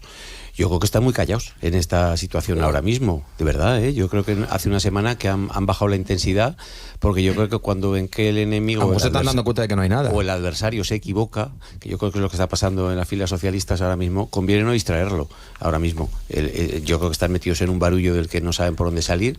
Yo creo que Sánchez no sabe cómo defender a su mujer. Ya no es que no sepa cómo salvar su imagen, que le puede preocupar no sé cuánto, pero no sabe cómo defender a su mujer, porque lo lógico sería que saliera ella y diera alguna explicación también, ¿no? Y como apuntaba Eva, y eso no se está produciendo. Yo creo que Vox y PP ahora están dejando que el enemigo, si sigue equivocándose, que continúe, ya veremos. Bueno, la defensa de su mujer es no declarar. Si se acoge a no declarar, no declara y no perjudica. En el caso de que hubiera algo, te callas como esposo y no haces un testimonio en contra. Es muy difícil deslindar el papel de esposo del papel. Es que, claro, estamos hablando del mismo salón de casa, donde el presidente también come. Claro que es su marido, ¿no? Quiero decir que es que dice Óscar con buen criterio: ahora eres presidente y como eres presidente te investigo a ti desde que tu marido es presidente, pero tu marido viene aquí no como presidente y te estoy investigando desde que es presidente. Quiero decir, parece el camarote de los hermanos Marx, ¿no? Ya, que vamos jugando esos papeles, pues ¿no? Eso es lo que hay que aclarar. Si esos encuentros en los que a lo mejor y han confirmado testigos que estaba Pedro Sánchez, actuaba como presidente o realmente estaba como consorte. Es que eso es fundamental. 9:14 hemos hablado de Aragón, nos hemos pasado a la comunidad vecina, información de ámbito nacional, vamos al plano internacional y nos vamos hasta Venezuela, porque allí el presidente Nicolás Maduro ha ganado las elecciones con el 51,2% de los votos, según el Consejo Nacional Electoral, que depende del gobierno. Una victoria que, en cambio, no reconoce la oposición. Lucía Carbonell, buenos días de nuevo. Buenos días. La ira ciudadana por el supuesto fraude en las elecciones ha echado a la gente a las calles y los altercados dejan varios fallecidos. En 3 ciudades derribaron estatuas de Hugo Chávez a golpes de mazo, han decapitado una de las imágenes del comandante y han arrastrado la cabeza de bronce atada a una moto con una cadena. La líder de la oposición, María Corina, se ha pronunciado sobre las reacciones en las calles venezolanas y ha dicho que han sido expresiones espontáneas y legítimas de un pueblo negado a que se le robe el futuro frente a un régimen ilegítimo. Maduro, en cambio, ha calificado estas propuestas de acciones criminales y terroristas y ha comprometido a acabar con este intento insurreccional de violencia y de golpe de Estado, afirmando además que en la gran mayoría de detenidos tienen antecedentes penales. Esta es la última hora de cuál es la situación en Venezuela. Lucía, ya ha habido reacciones de líderes mundiales de distintos países. Cuéntanos. Vemos países que han condenado el resultado electoral. Entre ellos se encuentran Argentina. El portavoz presidencial Manuel Ardoni ayer ya anunció que no va a convalidar ningún resultado de las elecciones sin el respaldo de los observadores internacionales. Reino Unido también ha condenado este resultado electoral. El Ministerio de Asuntos Exteriores no ha aceptado la legitimidad legitimidad de la elección de Maduro. Por otro lado, también encontramos países que han mostrado su apoyo públicamente al país sudamericano. Entre ellos se encuentra China, Cuba o Rusia. Vladimir Putin también se ha sumado a estas felicitaciones. Países como España, Estados Unidos o México se han mostrado en dudas con esta legitimidad de las elecciones. El ministro de Asuntos Exteriores de España, concretamente José Manuel Álvarez, ha dicho que es necesario que se presenten las actas de votación de las mesas electorales para garantizar resultados plenamente verificables. El alto representante de la Unión para Asuntos Exteriores y Política de Seguridad, Josep Borrell, ha declarado en la red social X que la voluntad del pueblo venezolano debe ser respetada y, por tanto, es necesario asegurar la transparencia electoral, incluyendo el conteo detallado de votos y acceso a las actas de votación en cada mesa. Completo repaso, Lucía. Gracias. A ti. Esta es la situación en Venezuela, la gente en las calles, una situación violenta, difícil y reacciones de todos los colores. Países que condenan el resultado electoral, otros que felicitan a Nicolás Maduro, otros que ponen en duda lo que ha sucedido. ¿Cuál es vuestra lectura, Eva? Empiezo contigo. Pues yo creo que aquí lo que habría que hacer es publicar las actas, darlas, y desde luego un recuento de votos con observadores internacionales totalmente independientes y que se esclarezca la situación, y ahí se verá o no si realmente había un 40% de actas secuestradas, como se ha comentado, si realmente se le dio ya con un 80% y un 57% de las actas como vencedor a Maduro. Las cosas es que yo no, en este caso no las veo tan complicadas, pero eso sí, hay que tener voluntad de hacerlo, y yo creo que ahí el gobierno de Venezuela y Maduro no va a estar muy por la labor de tener esa transparencia, pero en estos casos transparencia, que yo creo que tenía que haber empezado ya antes de las elecciones, haberlo preparado con observadores internacionales totalmente independientes y más presencia. No entiendo que se vetase la entrada de determinados países, ya no solo de España, sino también de otros delegados o representantes de otros países para seguir las jornadas electorales, porque eso desde luego ya te hace pensar que a lo mejor el proceso pues no va a ser muy transparente, pero desde luego yo lo tengo muy claro, se publican las actas, se hace un recuento y lo que salga es lo que está. Es imposible saber a 100% si ha habido fraude o no, y el problema es que seguramente no lo sabemos ahora ni lo sepamos nunca. Ese es el mayor problema, pero como se decía antiguamente, huele a chamusquina, ¿no? Porque hay una absoluta falta de transparencia en el gobierno y evidentemente, como decía Eva, bueno, pues si hubiera voluntad de transparencia, pues se mostrarían todas las actas y se sabría realmente cuál es el resultado de estas elecciones. Están los observadores internacionales del Centro Carter, que han pedido por escrito ya de manera oficial que se muestren esas actas. Pues lo que tienen que hacer es enseñarlas y que los observadores internacionales las analicen y se vea qué ha pasado, ¿no? Es paradójico que líderes latinoamericanos ideológicamente más cercanos a Maduro que a la oposición, no en las formas y desde luego no en la manera de entender la democracia, como Gabriel Boric, por ejemplo, haya dicho que son resultados difíciles de creer, o que Gustavo Petro en Colombia mantenga un clamoroso silencio, que es un silencio bastante elocuente. Todo eso apunta a que podría haber sucedido algo extraño, pero es que es tanta la opacidad que yo desde luego no puedo afirmar ni una cosa ni otra.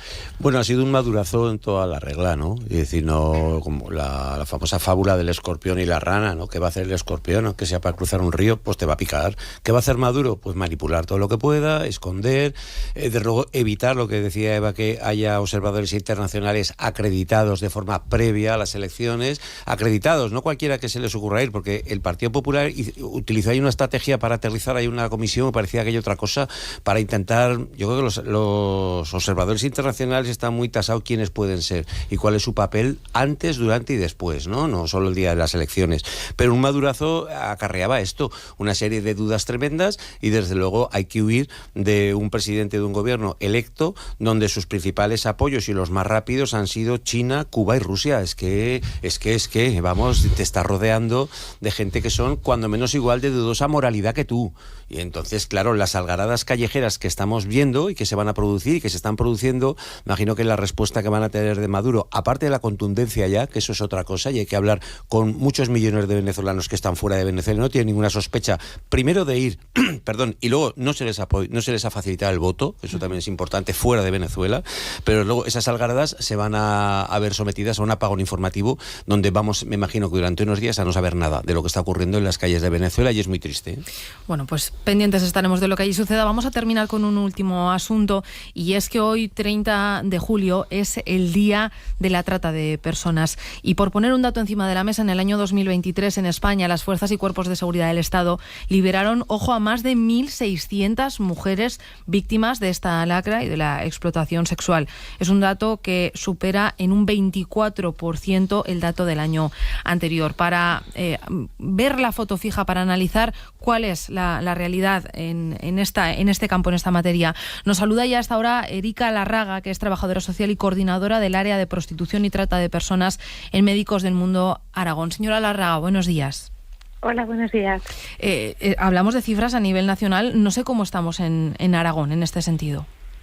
Pues es difícil saber la fotografía real de Aragón porque los datos no suelen ser actualizados. Entonces lo que yo te podría contar son los datos, son las vivencias de Médicos del Mundo Aragón, pero entiendo que proporcionales a lo que se vive en otras comunidades autónomas, ¿no? Cada vez vemos más mujeres víctimas de trata o en situaciones de explotación sexual, que afortunadamente yo creo que son bien acompañadas por las entidades sociales para que finalicen en un proceso de identificación ante fuerzas y cuerpos de seguridad del Estado, y eso, cada vez mujeres pues en peores condiciones, de mayor vulnerabilidad, siendo tratadas y explotadas sexualmente aquí en Aragón. Nos dice los datos, no, es difícil tener datos, los datos son fríos, además ya nos cuenta cuál es su experiencia, cuál es el perfil de las víctimas de la trata y de la explotación sexual aquí, en Aragón y en general. ¿Cuál es el perfil?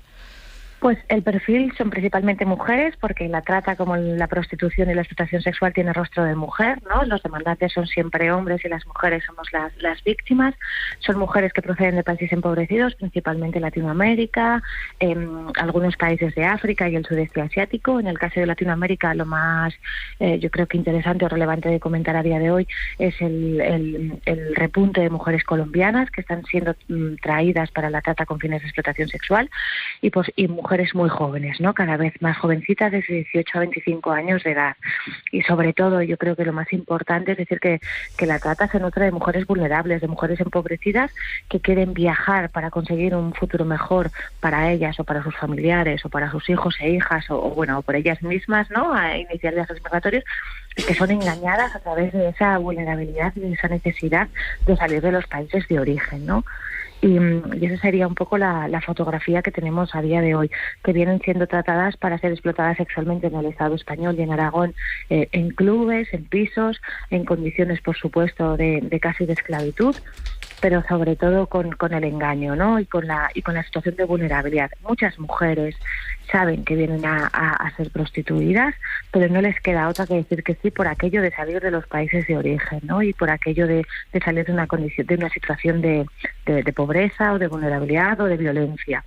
Una de las cosas que estamos observando en Médicos del Mundo también es que la gran mayoría de las mujeres que acaban en sistema prostitucional en el Estado español son víctimas de violencia sexual en la infancia en países de origen, o incluso han sido explotadas sexualmente como niñas y adolescentes en los países de origen. Entonces es importante también ver cómo las mujeres que están aquí están como construidas, ¿no? por circunstancias durísimas que les han ocurrido y que las hacen, digamos, entrar en el sistema prostitucional quizás de una manera más fácil de la que nos podría ocurrir a otra persona, ¿no?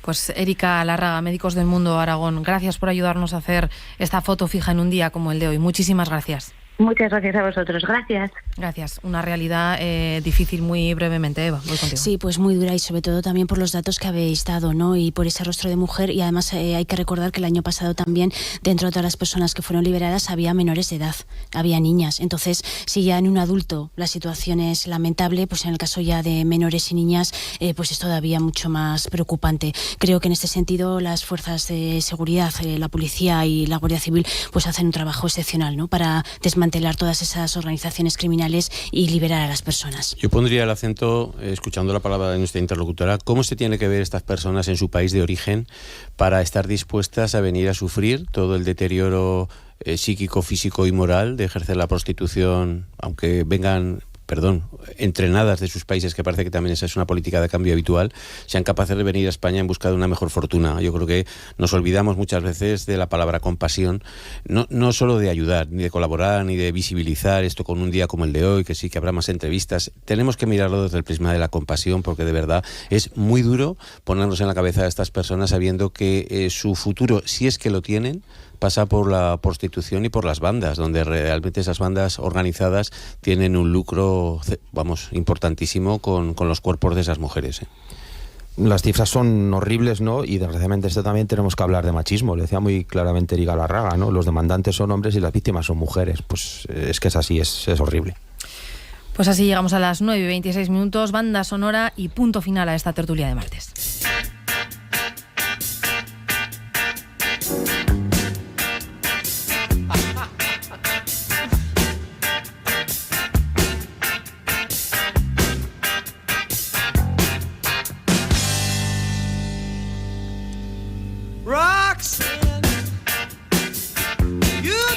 Y antes de poner el fin a esta tertulia con la banda sonora que escuchan, si teníamos poca información para un 30 de julio, acabamos de conocer el dato actualizado del IPC y ya podemos apuntar que los precios subieron en julio un 2,8% en España en comparación con el mismo mes del año pasado. Son, eso sí, 6 décimas menos que en junio. Todo gracias al abaratamiento de los precios de la electricidad y los alimentos. Viene la información, además, mira, Eva, voy contigo. Tú que has elegido esta banda sonora, también con actualidad económica. Bueno, he elegido esta banda sonora porque hoy es el día de la trata. Entonces hemos estado hablando, ha entrado la persona representante de médicos del mundo en Aragón y esta canción pues va de la prostitución. Está inspirada en la prostitución de París, pero es extrapolable a cualquier otra situación, y como la trata muchas veces está vinculada a esas redes de prostitución en las que las mujeres están obligadas, no tienen elección o vienen engañadas con otras ofertas de trabajo que no son para esa prostitución y luego se encuentran con esa situación, pues me ha parecido que era el tema importante hoy y por eso he elegido la banda. Una cosa más, mensajes de nuestros oyentes que te cuentan, Ainara. Oye, quiero saludar especialmente a un oyente, se llama Iván, nos sintoniza, dice: aquí estoy sintonizando Aragón Radio directamente desde Florida, Estados Unidos. Mira.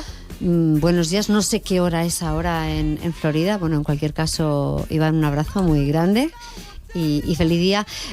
Oyentes que se han implicado en la tertulia, como el caso de Richard, dice: menos mal que un contertulio habla sobre nuestro Estatuto de Autonomía. Aragón, dice, tiene que reivindicar su autogobierno, al menos como Navarra.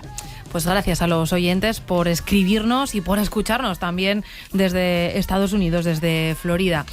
Eva Sereno, Óscar Civieta, Miguel Zandundo, muchísimas gracias por habernos acompañado y además aquí en el estudio, que eso en verano todavía se agradece más. Gracias. Gracias a vosotros. Buenos días.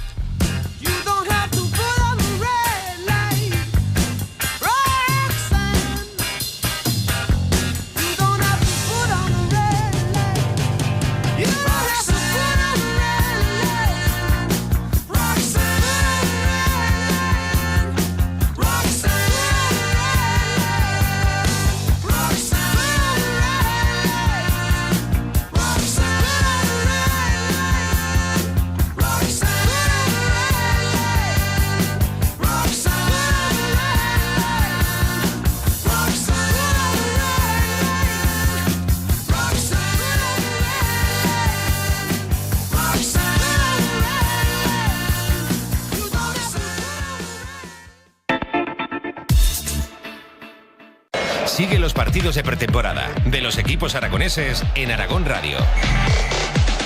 Este miércoles, a partir de las 7 de la tarde, Getafe, Real Zaragoza. Español, Sociedad Deportiva Huesca. Con el equipo de deportes y todos los oyentes de Aragón Radio. Escúchanos en la FM, en aragonradio.es o en nuestra aplicación móvil. Aragón Radio con el deporte aragonés. Buenos días, Aragón.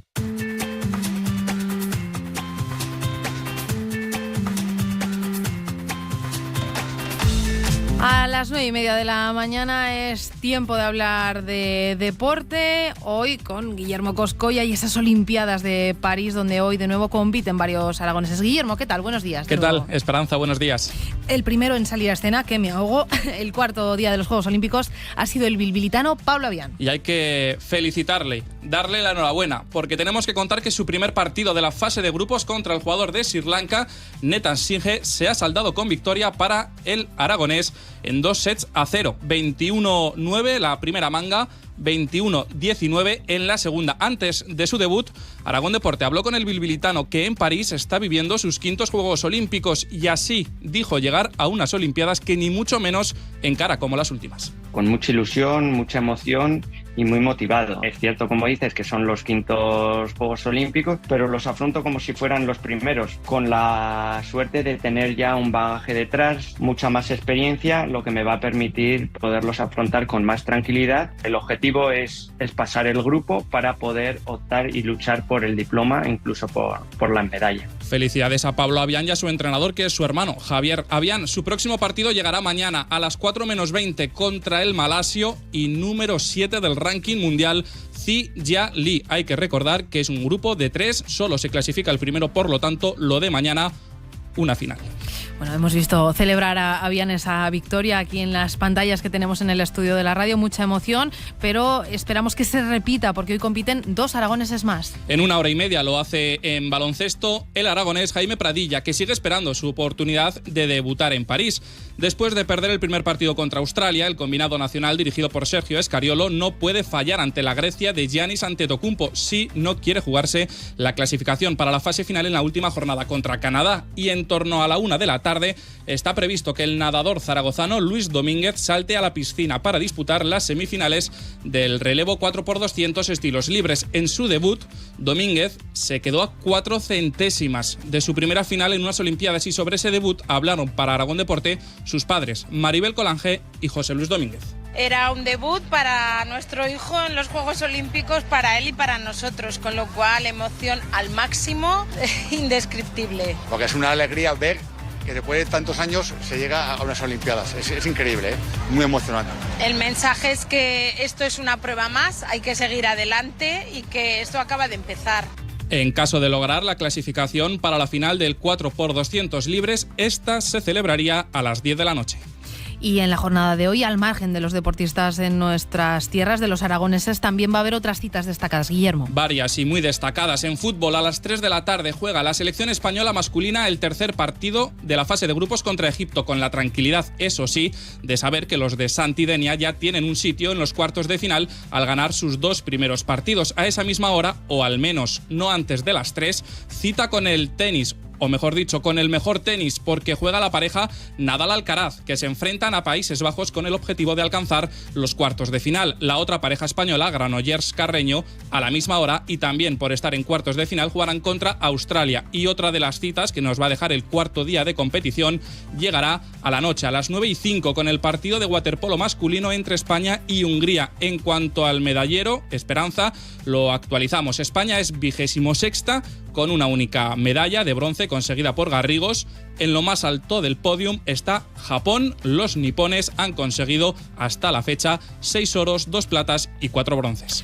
Que no es poca cosa. Seguiremos de cerca lo que suceda en los Juegos Olímpicos. En casa, Guillermo, tenemos que hablar del Real Zaragoza y del mercado de fichajes. Porque según pudo saber en el día de ayer Aragón Deporte, la dirección deportiva se ha puesto en contacto con el entorno del jugador Ager Akeche en una operación calificada de prioritaria. Ayer llegó el director deportivo Juan Carlos Cordero al stage de pretemporada en San Pedro del Pinatar, Murcia, donde el equipo completó las 2 primeras sesiones de trabajo, y tras la matinal, habló el jugador Adrián Liso. Sí, hombre, sobre todo, claro, el año pasado yo me sentía en una burbuja muy pequeña comparado con otros, porque joder, estaba hace nada en la Romareda viéndoles jugar y ahora de pronto juega con ellos. Entonces, claro, el año pasado fue impactante para mí, pero este año ya lo llevo más ameno y ya estoy bien. ¿Y se te nota?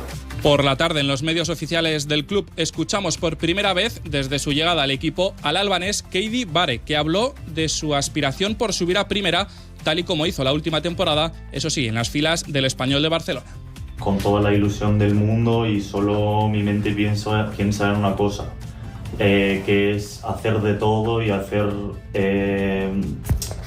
o dar todo y luchar con todo, no solo yo, pero todo el grupo para subir a Zaragoza en primera división, que todos lo soñamos, pero los sueños se cumplen. Para hoy el equipo Esperanza repite doble sesión. La matinal empieza en estos momentos y la vespertina se celebrará a las 7 de la tarde. Será la última antes del amistoso de mañana contra el Getafe de Primera División, que entrena Bordalás y que podremos escuchar aquí en Aragón Radio y ver en Aragón TV. Lo seguiremos. Una cosa más, partido amistoso también mañana la Sociedad Deportiva Huesca, que ayer no pudo contar con Toni Abad. El lateral derecho se ejercitó al margen en las 2 sesiones de trabajo y su evolución en el entrenamiento de esta mañana marcará si entra finalmente en la convocatoria para viajar a la Ciudad Deportiva Dani Jarque, donde mañana a las 7 se mide al Español. De momento, en los 3 amistosos, los de Hidalgo solo han encajado un gol y el vestuario es consciente de que la seguridad defensiva será determinante en la temporada para conseguir la permanencia. Lo dice Rubén Pulido. Sí, yo creo que sí, más en esta segunda división, que es muy competitiva. El orden defensivo y la solidez defensiva que tenga el equipo, yo creo que es una de las bases primordiales para sacar el objetivo esta temporada. Y al igual que el encuentro del Real Zaragoza, el de mañana del Huesca, Esperanza contra el Español, se podrá ver en la plataforma digital de Aragón Deporte y escuchar en la sintonía de Aragón en Juego de Aragón Radio. Pues Guillermo, seguiremos todo esto muy de cerca. Muchas gracias. Te deseo un buen día.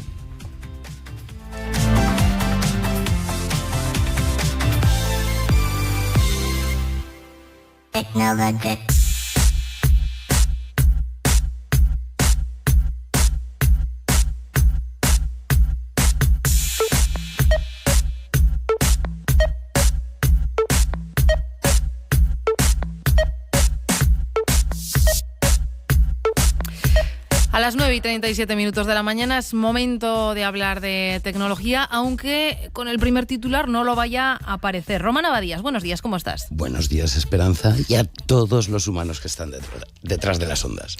A ver, Román, hoy quieres que hablemos del poder de la curiosidad, pero ¿y esto qué tiene que ver con la tecnología? ¿Qué tiene que ver? Te preguntarás. Pues mira, la curiosidad es la base, es la semilla de la creatividad. Fíjate, todo lo que nos rodea ahora mismo, que estamos aquí en el estudio, o todos los oyentes que están pues en el coche, en su casa, todo lo que tienen a su alrededor es porque alguien con extrema curiosidad observó, experimentó y transformó lo que solamente era una idea en una realidad. Y eso nos ha llevado a crear la tecnología que tenemos hoy en día y a crear esta realidad que vivimos hoy. Pero es que además estamos viviendo una época sin precedentes en la historia de la humanidad. ¿Por qué? Porque somos capaces todos y cada uno de nosotros de saciar la curiosidad solamente mirando la palma de nuestra mano. En los móviles podemos consultar absolutamente todo lo que queramos. Mira, esta es la base que cuento. Sabes que terminé el curso lectivo, bueno, el mes pasado, en junio, terminaba con 23.500 chavales a los que les doy charlas, y uno de los pilares fundamentales de mis charlas es la motivación o fomento de la curiosidad. Y entonces les pongo ejemplos, y un día pues me vine arriba y me empecé a buscar ejemplos, ¿no? Como por ejemplo, pues ¿por qué Popeye se llama Popeye? Pues no sé, un día se me ocurrió pensarlo. O ¿por qué yo que vivo en el sexto falleceré tristemente antes que el que vive en el primero? O ¿por qué Bad Bunny se llama Bad Bunny? O la típica que nos preguntamos todos, ¿no? Porque por la noche, cuando pones a cargar el móvil, cuando lo coges por la mañana, pesa más. Esto pues lo vemos todos, ¿no? O por qué a un niño de 4 años se le buguea una pistola de agua. O por qué si tuviese un puntero láser que apuntase ahora contra la pared que tenemos al fondo, pues veríamos que cae contra el suelo como cae una piedra a 5 metros por segundo. A ver, es que aquí me has dejado tú muchas preguntas en el aire, Román. Explícame, porque me has dejado aquí con ganas. Yo te quería preguntar por qué y me has dicho aquí, que voy. Espero que te lanzo primero las preguntas. Pues mira, por ejemplo, Popeye se llama Popeye porque su creador, un tal Chrysler, en 1929, este señor se basó al personaje Popeye en su primera viñeta de un periódico en Estados Unidos, porque basó al personaje en un exmarino que trabajaba en una cantina y que tenía, bueno, pues cierto aire de follonero.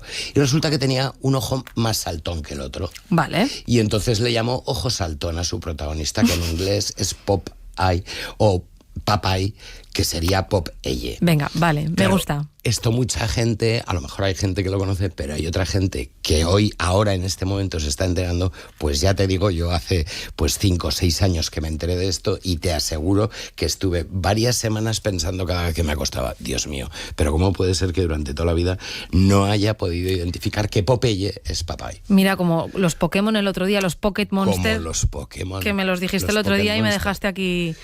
O muerta. porque, por ejemplo, yo que vivo en el sexto, pues falleceré antes que el que vive en el primero, que mi vecino del primero.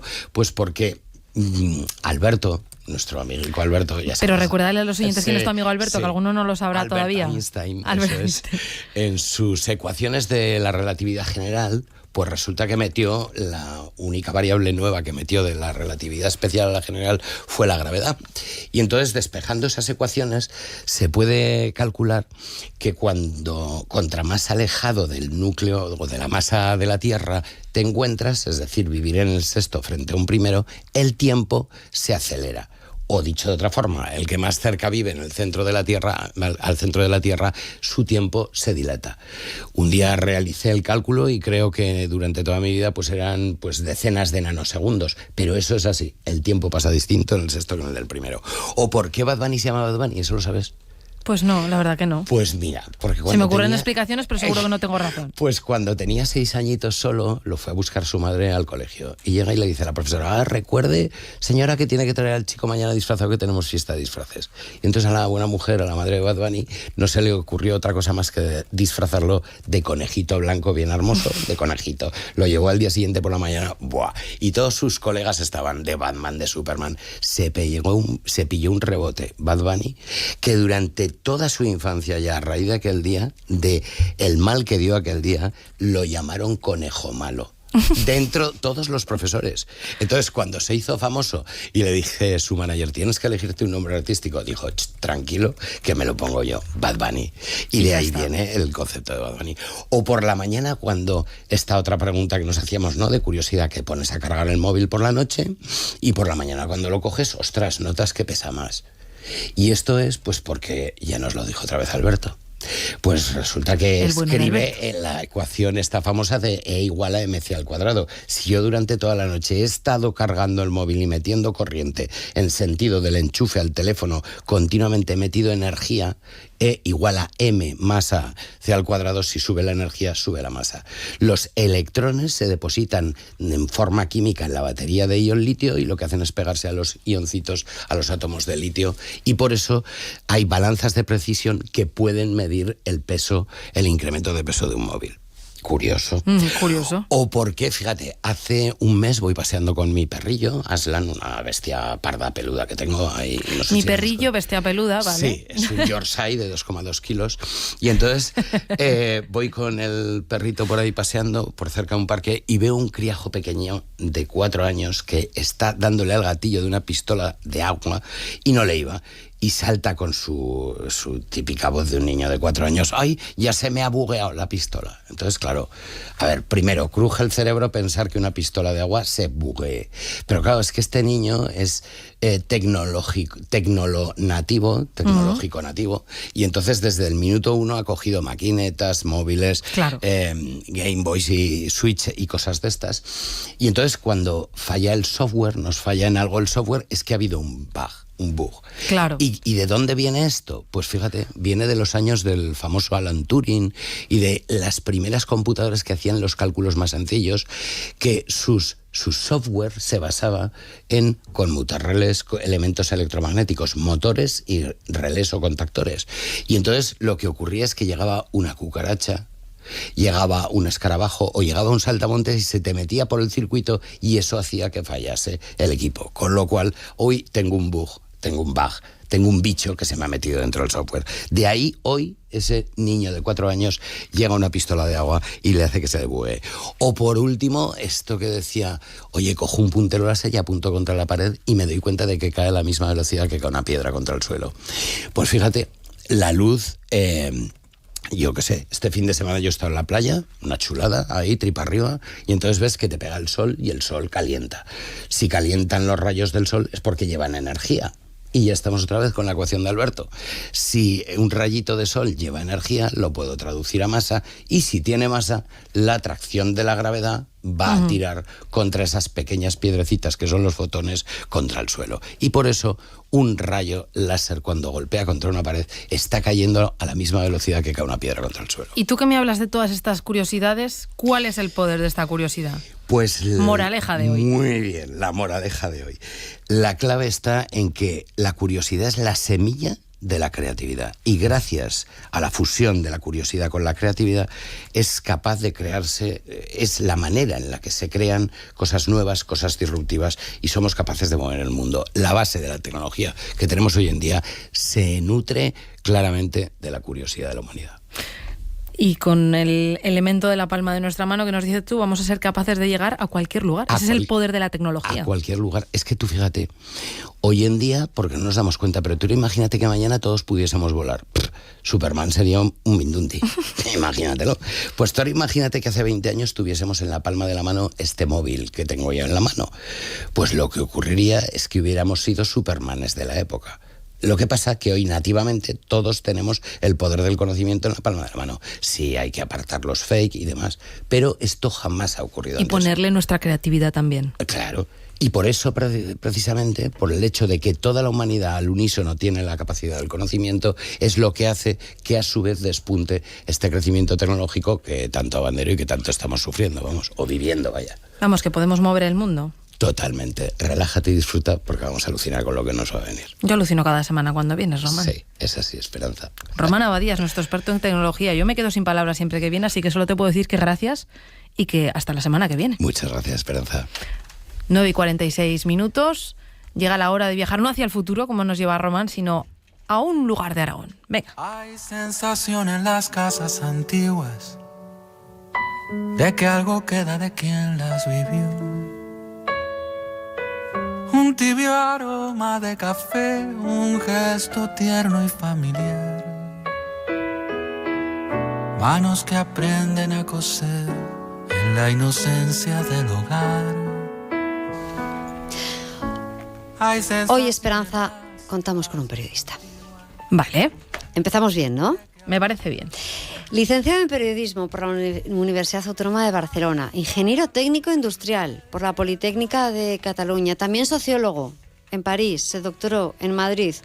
Abarca una trayectoria enorme, desde presentar el telediario 2 de Televisión Española hasta incorporarse a la SER, dirigir Hora 25. Tiene un premio Ondas por su labor al frente del programa Punto y Aparte, así como 2 TP de Oro correspondientes a los años 85 y 86 como mejor presentador. A título personal, es hijo de la España despoblada. Aunque ha vivido en Madrid o en Barcelona, siempre ha mantenido esa relación con su pueblo, con su identidad, con sus raíces. Hoy, desde el pueblo, nos vamos a Camporrels con Manuel Campovidal.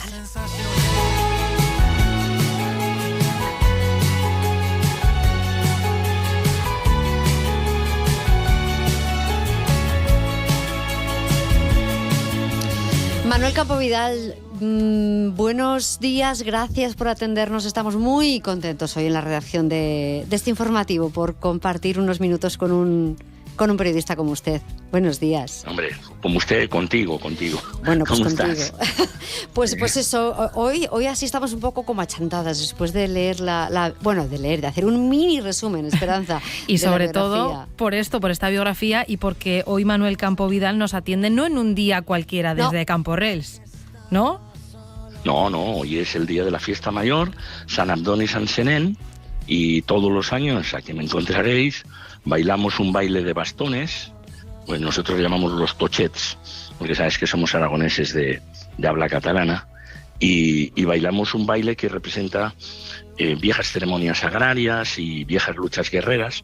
Hombre, el pueblo tiene 139 habitantes y bailamos normalmente 100, obviamente porque venimos de fuera, porque los abuelicos pobres pues sería complicado por aquellas cuestas, pero escúchame, en el cuadro de 4 baila Ramón conmigo, que tiene 92 años. Ojo, madre mía. Qué enorme, qué enorme.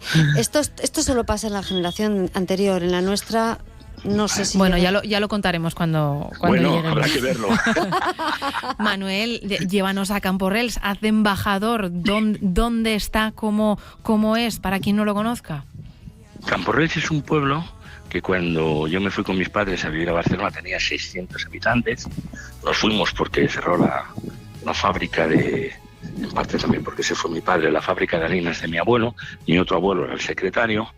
Y es un pueblo que pertenece a la comarca de La Litera, así que está cerca de Tamarite, está entre Tamarite y Benavarre, para entendernos. Entonces, ahí a mitad de camino, justamente.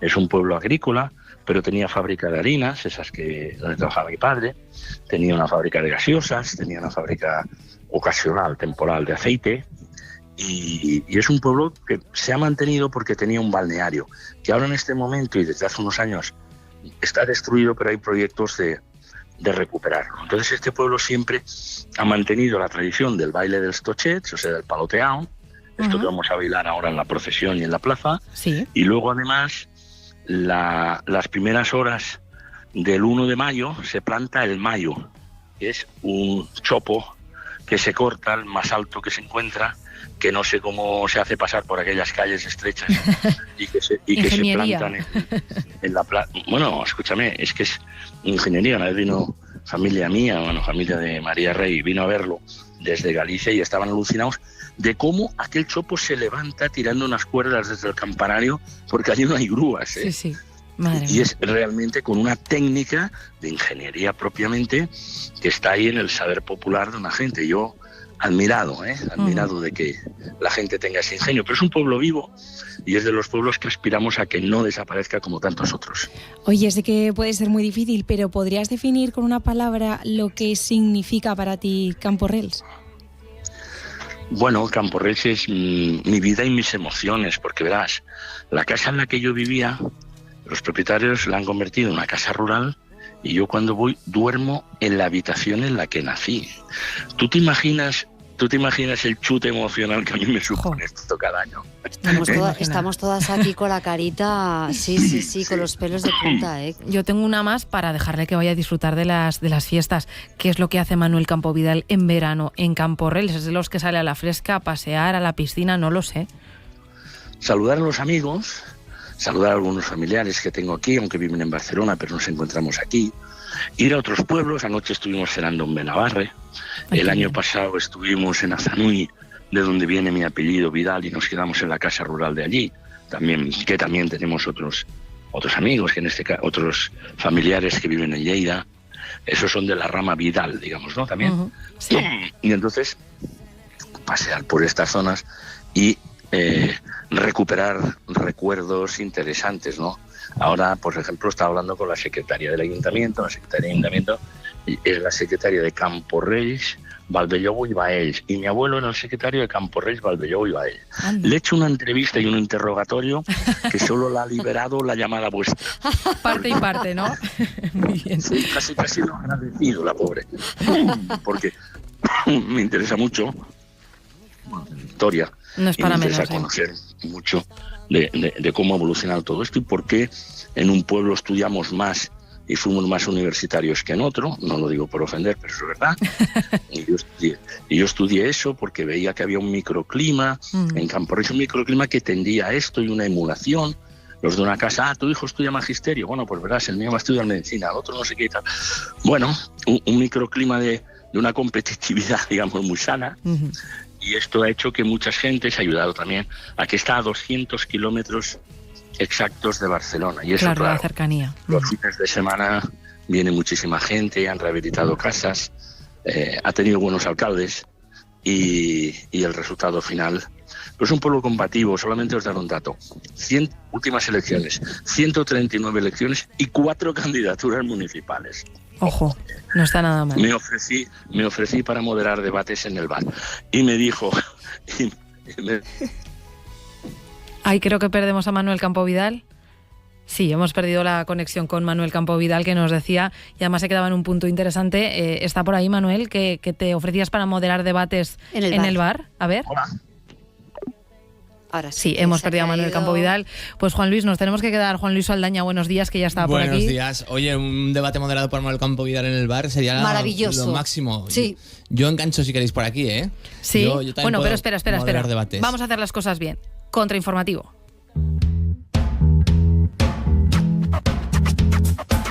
Buenas noticias y algo que... Ahora sí, cuéntanos lo que quieras, Juan Luis. No, porque me gustaba la imagen.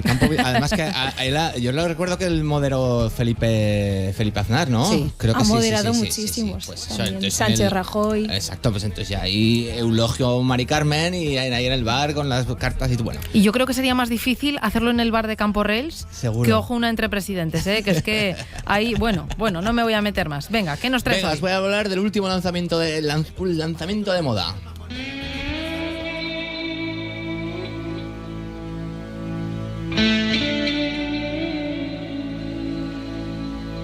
Un pueblo de Estados Unidos, de Alaska, hace un concurso de lanzamiento. Ayer nos quedamos con lanzamientos, pero es que este lanzamiento es lo máximo. De coches por un acantilado. Los arrancan, les ponen ahí un dispositivo en el acelerador. El coche va disparado y salta volando y cae ¡boom! En un acantilado. Precioso, ¿no? ¿Nos parece una bella imagen? Estamos escuchando la banda sonora de Thelma y Luis para ponernos en situación. Hombre, yo no lo veo muy ecológico. Pero sostenible. Eso para empezar, pero ¿y el objetivo es la belleza de verlo caer o lo hacen por algo? El objetivo es celebrar la independencia el 4 de julio. ¿No os parece? Sí, tenemos que profundizar en esto. Ya. Gente que hace cosas para celebrar cosas o gente que hace algo para reivindicar algo que no tiene nada que ver. El principio de causalidad. Tenemos que volver ahí, tenemos que estudiar más filosofía. Vale, yo vuelvo a Forrest Gump corriendo por correr y ya está, ¿no? Exacto, sí. Vale, venga. Y ahora os voy a poner un sonido a ver si adivináis de qué es.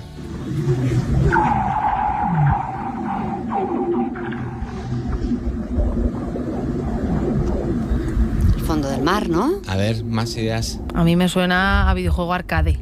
Sí. Poco, ¿no? Lucía. No sé si algo del mar, del agua. Sí, ¿verdad? Pues parece también un poco, si lo dejas sonar un rato, suena un poco también a tripas. Sí, un poco arcade. No, a las tripas mías con ahora hambre. mismo. Sí. A las mías ahora mismo. Esperanza ya ha confesado alguna vez, de hecho ayer lo decía, que su momento de felicidad es el bocata de dentro de unos minutos. Y es verdad que a veces suenan así. Pero no, es la laguna de Maule en Chile. Que el hielo se va rompiendo así poco a poco y suena así y la gente está un poco asustada.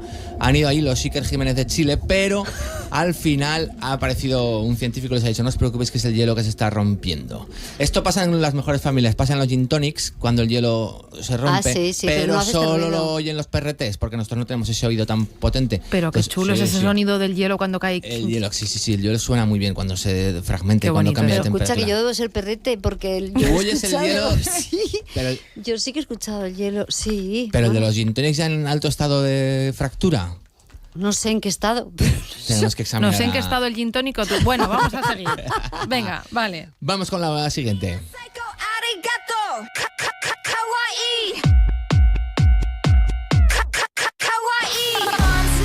Estamos muy enfadados en Buenos Días Aragón porque los creadores de Hello Kitty han dicho lo siguiente: Hello Kitty es una niña pequeña, nacida y criada en los suburbios de Londres, similar a un personaje de Oliver Twist. No puede ser. ¿Por qué tiene bigote? Pero qué Hello no tiene Kitty es boca? un gato. Es un gato. No, lo acaban de decir los creadores de Sanrio. ¿Cómo que no? Sí, entonces tenemos que manifestarnos. Y dice, y por eso camina en dos patas, como si andar por dos patas fuera solo privilegio de los humanos. Anda que no han dado dibujos animados y bichos inventados a dos patas y no ha pasado nada. Willy Fogg, yo que sé, Snoopy, todos andan a dos patas y en la realidad animal no lo hacen. Pero no pasa nada. ¿Y Doraemon entonces qué era? Bueno, es un gato cósmico con un bolsillo que te puede sacar de todo. Pero entonces estamos indignados, vamos a quejarnos desde aquí, vamos a empezar una campaña. Hello Kitty es una gata, entonces si no, es una niña que es bigotuda, y esto no está bien, ¿no? Mira, os propongo próximos carnavales. Para defender a Hello Kitty nos disfrazamos todo el equipo. Y aún digo más, no tiene boca. O sea, hacer una niña sin boca que no puede expresarse, que esto es horrible. No tiene boca. No, nunca ha tenido Hello Kitty, ¿no? Nos vamos a ir a buscarla enseguida. Yo ahora la verdad que no tengo en la mente y he cerrado ya el ordenador, así que nos vamos a buscar a Hello Kitty, pero no me gusta y además lo dicen ahora, porque ahora... No sé, y además han tenido que llamar al orden a gente de la propia empresa que iba por ahí hablando de gatas y le han dicho, no. Una niña así pobrecita como Oliver Twist. Nos vamos, llega la Cadiera. Ainara, Juan Luis. Hasta mañana. Adiós. Hasta mañana. Fuego. Para evitarlo necesitamos tu ayuda. En tu trabajo toma medidas preventivas. Disfruta del entorno de manera responsable y siempre consulta el índice de riesgo de incendio. Grábatelo, pero no a fuego. Entre todos podemos evitarlo. Gobierno de Aragón.